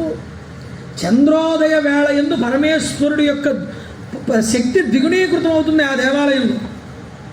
కాబట్టి చంద్రకాల ఇవాంబుదే, చంద్రోదయ వేళ యందు సముద్రం ఉప్పొంగినట్లుగా పొంగుతుంది. అందువల్ల శివరాత్రి నాడు నా ధర్మం వర్ధిల్లుతుంది. ఈ సమయంలో నన్ను పూజించిన, నన్ను ప్రతిష్ఠించిన, నాకు ఉత్సవములు చేసిన సమస్త మంగళములు జరుగుతాయి. అందుకనే శివరాత్రి రోజున రథోత్సవం చేస్తాం, శివుణ్ణి పూజిస్తాం, అభిషేకం చేస్తాం, ఆ రోజు ఉత్సవాలు జరుపుతాం, కళ్యాణాలు చేస్తాం. ఇవన్నీ ఎందుకు? అలా చేస్తే నేను ఇష్టపడతానని పరమేశ్వరుడే చెప్పాడు. చూడండి, అందువల్ల వాళ్ళకి మంగళములు కలుగుతాయి. మరియు నాయన కుమారులారా వినండి, యత్ పునః స్తంభరూపేణ స్వావిరాసామహంపుర స కాలో మార్గశీర్షేతు స్యాద్ ఆర్ద్రా వృక్షమార్భకౌ. నేను మార్గశిర మాసంలో ఆర్ద్రా నక్షత్రంలో నేను ఈ స్వరూపాన్ని పొందాను. అందుకనే లింగం ఎప్పుడు పుట్టింది అంటే ఆర్ద్రా నక్షత్రం మార్గశిర మాసంలో పుట్టింది. అందుకని లింగోద్భవం ఆ సమయంలో జరిగిందండి. అందుకని లింగం ఎప్పుడు అందరూ గుర్తుపెట్టుకోండి, అన్నింటికన్నా పూర్వంగా ఉన్నటువంటి అర్చన చేయబడిన లింగం ఏది అంటే ఆ లింగమే. పరమేశ్వరుడు మొట్టమొదటిసారి కనిపించిన ఆ జ్ఞానలింగం, జ్యోతిర్లింగం అది. అందువల్ల స్వామివారు చెప్తున్నారు, నేను ఆర్ద్రా నక్షత్రం మార్గశిర మాసంలో ఉద్భవించాను. అయితే ఇక్కడ ఒక్క మాట చెప్తున్నాడు, ఆర్ద్రాయాం మార్గశీర్షోతు య పశ్యే నామయాసకం మద్భేరమపి నా లింగం స గుహదపి మే ప్రియ. అయితే మీరందరూ కూడా నన్ను ఎప్పుడు పూజ చేశారు? ఈరోజు శివరాత్రి రోజు పూజ చేశారు, మాఘమాస కృష్ణ చతుర్థి రోజున పూజ చేశారు మీరందరూ.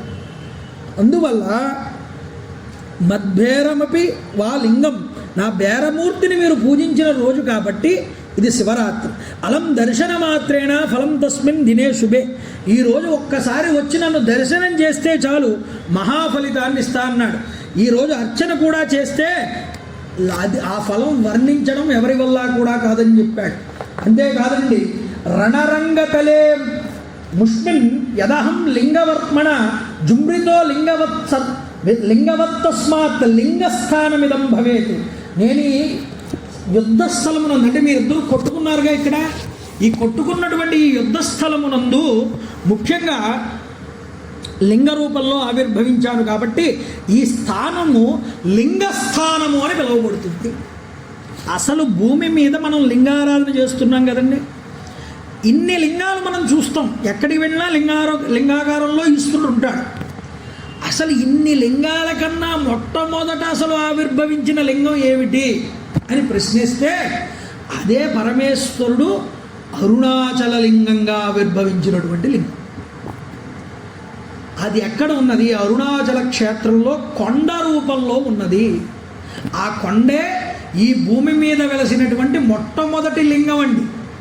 అసలు లింగం అంటూ వచ్చింది అంటే అదే మొట్టమొదటి.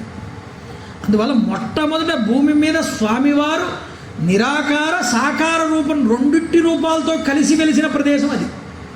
ఆయనకంటూ ఒక రూపం లేదు, అంతటా వ్యాప్తి చెంది ఉన్నాడు. కానీ భక్తులను అనుగ్రహించడానికి ఒక రూపాన్ని పొందుతాడు. కానీ లింగానికి రూపం ఉంది, రూపం లేదా అంటే లేదనడానికి లేదు, దానికో ఆకృతి ఉంది. కానీ దానికంటూ ఒక రూపం ఉందా అంటే లేదు. అందువల్ల అది అరూపరూపి లింగం, అరూపరూపి. దాన్ని సాకారంగా కొలవచ్చు, నిరాకారంగా కూడా కొలవచ్చు. అలా అర్చన చేసే విధానం ఒక్క పరమేశ్వరుడికి మాత్రమే ఉన్నది. అందువల్ల ఈశ్వరత్వం ఎవరి యందు బాసిల్లుతున్నది అంటే అది పరమేశ్వరుడు యందు బాసిల్లుతుంది అని నందీశ్వరుడు ఎవరికి? ఆ యొక్క సనత్కుమారుల వారికి చెప్పాడు ఈ మాట. కాబట్టి పరమేశ్వరుడు దీన్ని లింగస్థానము అని చెప్పాడు. అసలు లింగం మొట్టమొదట పుట్టింది ఇక్కడే, ఇంకెక్కడా కాదు. అది అరుణాచల క్షేత్రం. అదే చెప్తున్నాడు పరమేశ్వరుడు ఇక్కడ. చూడండి, అనాద్యంతమిదం స్తంభమను మాత్రం భవిష్యతి. ఆద్యంతములు లేనటువంటి లింగం ఇక్కడ వెలిసింది. అందువల్ల ఇది లోకులు అంటే ప్రజలు దర్శనానికి వీలు కాదు. అందువల్ల ఏమిటి అంటే దర్శనానికి కానీ పూజకి కానీ అనుకూలంగా ఉండడం కోసం దీన్ని నేను చిన్నదిగా మారుస్తున్నాను అన్నాడు పరమేశ్వరుడు. చూడండి, దర్శనాత్ స్పర్శనాత్ ధ్యానాత్ జంతువునాం జన్మమోచనం. దాన్ని దర్శించడానికి, దాన్ని ముట్టుకోవడానికి, దాన్ని పూజించడానికి, దాన్ని పూజించి జంతువులు మనుష్యులు అందరూ మోక్షాన్ని పొందడానికి వీలుగా ఈ అరుణాచలాన్ని, ఈ యొక్క లింగాన్ని కుదిస్తున్నాను భూమి మీద కన్నాడు పరమేశ్వరుడు. అనలాచల సంకాసం యదిదం లింగముస్థితం. అందువల్ల ఈ లింగం అగ్నిపర్వతం వంటి లింగం. అంటే అంత పెద్ద లింగాన్ని ఒక పర్వతాకారంలోకి మార్చాడు పరమేశ్వరుడు. కానీ అది ఎలా ఉన్నది? అగ్నితో జ్వలిస్తున్నదిట. అగ్ని, అది జ్ఞానాగ్ని. అది అగ్నితో ఉండడం వల్ల అనలాచలం అంటే అనలము అంటే అగ్ని, అచలము అంటే కొండ, అగ్నితో కూడిన కొండ అది. అనలాచల సంకాసం ఎదిదం లింగముస్థితం అరుణాచలమిత్యేవ తదిదం ఖ్యాతిమేష్యతి.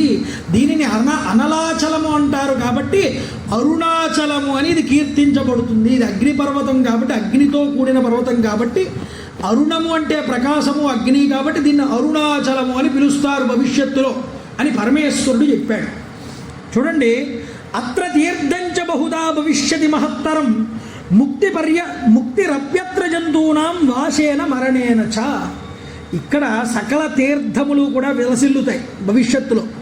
అంతేకాదు ముక్తిరప్యత్ర జంతూనాం, ఇక్కడ సకల జీవులు కూడా సులభంగా ముక్తిని పొందగలుగుతారు మరణ సమయమునందు అని కూడా చెప్పాడు. ఇక్కడ భవిష్యత్తులో రథోత్సవాది కళ్యాణం జనవాసంతు సర్వతః అత్ర దత్తం హుతం జప్తం సర్వం కోటి గుణం భవేత్. ఇక్కడ రథోత్సవం చేస్తారు, నాకు మంగళ కార్యాలన్నీ ఇక్కడ నాకు జరుగుతాయి. ఇక్కడ అంతటా కూడా జనసంచారం వచ్చేస్తుంది, జనులందరూ నా దగ్గర చుట్టూరా చేరిపోతారు, వచ్చి ఇక్కడ నివాసం ఉంటారు అందరూ కూడా భవిష్యత్తులో అని చెప్తున్నాడు దేవతలందరికీ పరమేశ్వరుడు. అందువల్ల ఇక్కడ అత్ర దత్తం హుతం జప్తం సర్వం కోటి గుణం భవేది. ఇక్కడ చేసిన జపం, దానం, పూజ, అభిషేకం ఏదైనా కోటి గుణ సమన్వితం, కోటి రెట్లు ఫలితాన్ని ఇచ్చేస్తుందన్నాడు పరమేశ్వరుడు దేవతలందరితో. అంతేకాదు మత్క్షేత్రాదపి సర్వస్మాత్ క్షేత్రమేతాన్ మహత్తరం, నాకున్నటువంటి క్షేత్రాలకెల్లా అన్నింటి క్షేత్రాల్లోకెల్లా ఇది చాలా గొప్ప క్షేత్రంగా పరిమళిల్లుతుంది అరుణాచల క్షేత్రము అని చెప్పాడు.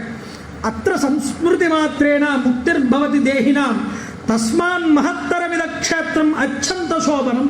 ఇది చాలా శోభలతో భవిష్యత్ కాలంలో ఎంతో గొప్పగా సుందరంగా ఈ క్షేత్రం విలసిల్లుతుంది. ఇది అన్ని క్షేత్రముల కల్లా కూడా శ్రేష్టమైనటువంటిది. అంతేకాదు మరొక్క మాట చెప్తున్నాను, అత్ర సంస్మృతి మాత్రేణ, దీన్ని తలుచుకుంటే చాలు, ఇక్కడ దాకా రావక్కర్లేదు ఎవరు కూడా. అత్ర సంస్మృతి మాత్రేణ అరుణాచల, నువ్వు ఎక్కడున్నా సరే అరుణాచల అని ఒక్కసారి తలుచుకున్నావా, అత్ర సంస్మృతి మాత్రేణ ముక్తిర్భవతి దేహినాం, వాడికి ముక్తిని నేను ప్రసాదింపజేస్తున్నాను. ఇది అందువల్ల స్మరణాద్ అరుణాన్ ముక్తి. పరమేశ్వరుడు ఎందుకన్నాడంటే చివరిలో, అన్నిటికన్నా చివరిలో ఈ మాట వేశాడు దేవతల దగ్గర, కనీసంలో కనీసం స్మరణాద్ అరుణాచలే, అరుణాచల అని స్మరించు చాలు, నీకు నేను ముక్తినిస్తాను. ఎందుకంటే అది జ్ఞానబీజం కాబట్టి ఆ అరుణాచల అనే నామాన్ని పలికినంత మాత్రం చేత నీకు జ్ఞానానికి కావలసినటువంటి ఒక స్థితి లభిస్తుంది. ఈ జన్మలో నువ్వు పొందలేకపోవచ్చు, కానీ అరుణాచలాన్ని ఉపాసన చేయడం వల్ల తప్పకుండా ఆ స్థాయిని వచ్చే జన్మలో అయినా పరమేశ్వరుడు నీకు వెంటనే అందించేస్తాడు. ఎందుకు అందిస్తాడు అంటే, వాడు ఎన్ని పాపాలు చేశాడని చూడడుట. ఒక పెద్ద దూదికొండ ఉందండి, దాని మీద ఇంత చిన్న నిప్పురవ్వ పడితే ఏమవుతుంది, మొత్తం దూదికొండ అంతా అడ్డుకుపోతుంది. ఇలా పాపాలతో నిండిపోయిన దూదికొండ అనే పాపాల కొండని అరుణాచల అనేటటువంటి చిన్న మంత్రం, ఆ మాట దహించి వేస్తుందన్నారు. అందువల్ల ఆయన సంస్మృతి మాత్రేణ, స్మృతి ఆయన్ని కొలిచి మనసారా ప్రార్థన చేసినంత మాత్రాన ముక్తి కలుగుతుంది.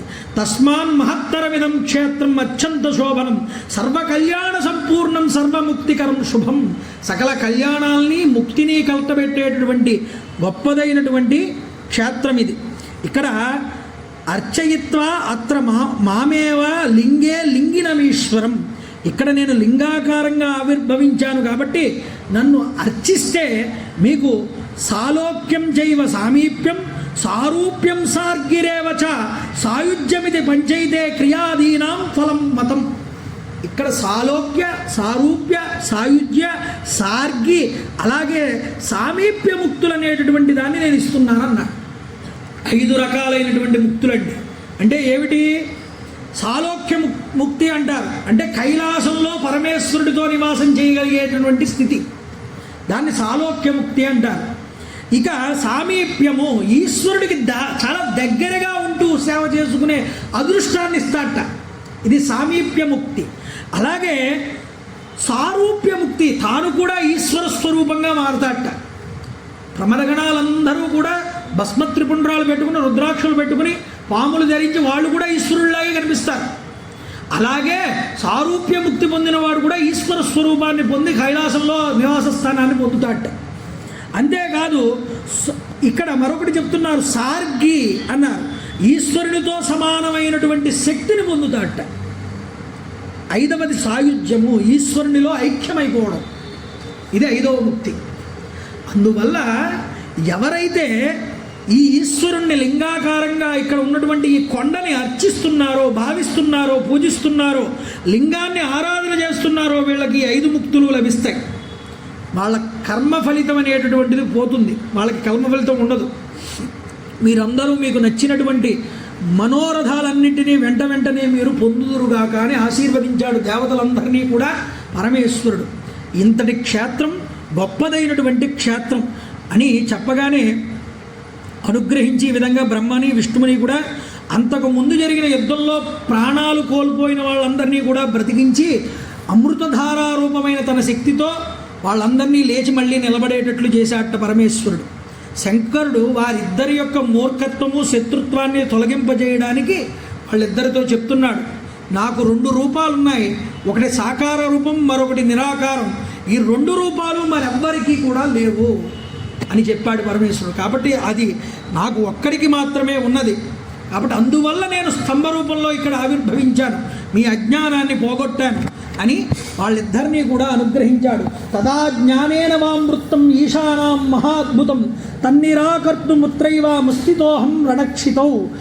కాబట్టి మీ ప్రవర్తన అజ్ఞానజనితంగా ఉండడం వల్ల నేను ఈశ్వరుణ్ణి, నేనే సృష్టికర్తని, నేనే స్థితికర్తని అనే గర్వం మీ ఎందుకు కలగడం వల్ల నాకు ఆశ్చర్యం కలిగి ఈ పని చేయవలసి వచ్చి ఇప్పటికైనా ఏది నిజమో తెలుసుకోండి.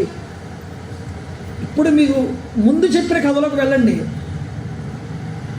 కేనోపనిషత్తులో చెప్పిన కథ ఏమిటి? దేవతల అహంకారం పొందారు, వారికి కూడా ఆ గర్వం పోగొట్టి ఆయన శక్తి లేకపోతే మీరు కూడా ఏ పని చేయలేరురా అని అమ్మవారు చిక్శక్తి రూపంలో చూపించింది. అలాగే ఇక్కడ పరమేశ్వరుడు నేను సృష్టికర్తని, నేను స్థితికర్తని అనే అహంకారం పొందినటువంటి బ్రహ్మ విష్ణువాదులకే ఆ అహంకారాన్ని పోగొట్టడం కోసం, జ్ఞానం కలిగించడం కోసం నేను వెనకాల ఉండి లోపల ఉండి నడిపించకపోతే మీరు సృష్టి చేయలేరు, స్థితి చేయలేరు, మీరందరూ నా నుండి ఉద్భవించినటువంటి వారు, అందరినీ నా స్వరూపంగా దర్శనం చేయండి అనే జ్ఞానాన్ని జ్ఞానాగ్నిలింగ రూపంగా వారికి కలిగించాడు. అంటే ఇప్పుడు అరుణాచలం వెళ్తే మనకు కావాల్సింది ఏమిటండి? కోరుకోవడం తప్పు కాదు, మంచిదే. దానితో పాటు ఈ అజ్ఞానం అనేటటువంటి భావనలు మనసులో కలగకుండా పరమేశ్వర నీ దర్శనం నా యందు నాలో కలిగేలాగా నన్ను అనుగ్రహించు, నన్ను ముందు నువ్వు ఉద్ధరింపజేస్తే నేను లోకంలో అంతటినీ కూడా నిన్ను దర్శనం చేయగలను. నన్ను నేనుగానే అహంకారాన్ని పొందితే ఇక ఎదుటివాడిని వారిస్తుంది నేనేం ఆలోచిస్తాను? కాబట్టి పరమేశ్వర ఆ జ్యోతిస్వరూపంగా నాలో ఉన్న నువ్వు నాకు దర్శనం ఇవ్వి అని ఆయన్ని మనం ప్రార్థన చెయ్యాలి. ఆ విధంగా విష్ణువుని బ్రహ్మని అనుగ్రహించి, దేవతలను అనుగ్రహించి ఈ సృష్టి మళ్ళీ ప్రారంభం అవ్వడానికి బీజం వేసినటువంటి వాడు పరమేశ్వరుడు. ఆయన అరుణాచలేశ్వరుడిగా మొట్టమొదట భూమి మీద లింగాన్ని స్థాపన చేశాడు పరమేశ్వరుడే. కాబట్టి అది అరుణాచలము, అన్నిటికన్నా పురాతనమైనటువంటి లింగం అది. అందుకనే పురావస్తు శాస్త్రజ్ఞులు కూడా ఒప్పుకున్నారండి, అన్ని పర్వతముల కన్నా అరుణాచలంలో ఉన్న శిలల యొక్క డేటింగ్, కార్బన్ డేటింగ్ చేస్తే దాని పురాతనం ఇంత అని చెప్పడానికి లేదన్నారు. ఎందుకంటే అంత పురాతనమైనటువంటి పరమేశ్వర స్వరూపం ఆ అరుణగిరి కొండ.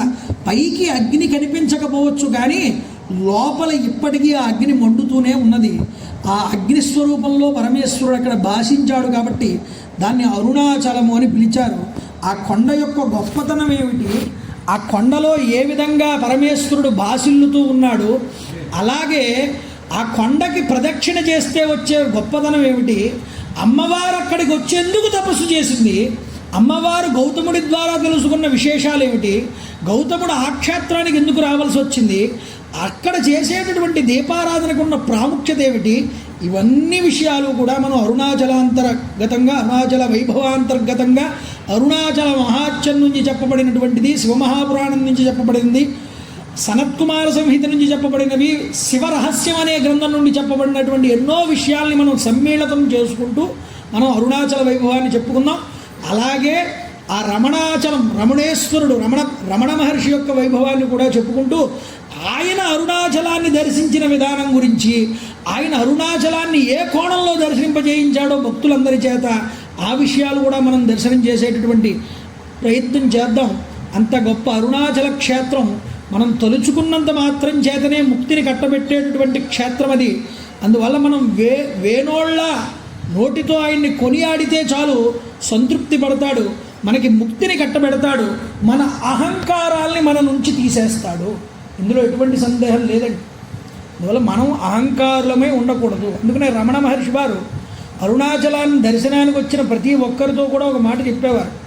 ఏమిటి అంటే, నేను నేను నేను అంటున్నావు కదా, ఆ నేను ఎక్కడి నుంచి పుడుతుందో తెలుసుకోని. ఈ అహం అనేటటువంటిది వస్తుందిరా అడ్డు నీకు, ఈ అహం పోతే నేనేమిటో తెలుస్తుందని. అంటే ఈ నేను తెలుసుకోవాలి అంటే అది ఎక్కడి నుంచి పుడుతోందో, నేను అంటున్నావు కదా ఎక్కడి నుంచి వస్తుంది అది తెలుసుకోవాలంటే ముందు అహంకారం అనేది పోవాలి. ఈ అహంకార మమకారాల మీద మనిషి ఉండి తాపత్రయం పొంది ఎన్నో జీవితాలు అనుభవిస్తూ, జన్మలు అనుభవిస్తూ ఉండవలసి వస్తుంది.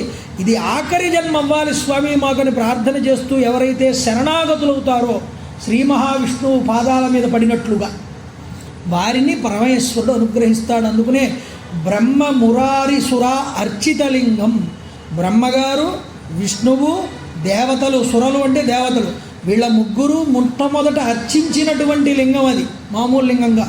బ్రహ్మ మురారి సురార్చిత లింగం, అలాగే నిర్మల భాసిత శోభిత లింగం, అది జ్ఞానాగ్నిగా నిర్మలంగా భాసిల్లింది అక్కడ. అందుకనే జన్మజ దుఃఖ వినాశకలింగం, జన్మల నుండి నిన్ను వెంటాడుతున్న కర్మ ఫలితం నీకు అజ్ఞానం అనే దుఃఖకారకంగా ఉంది.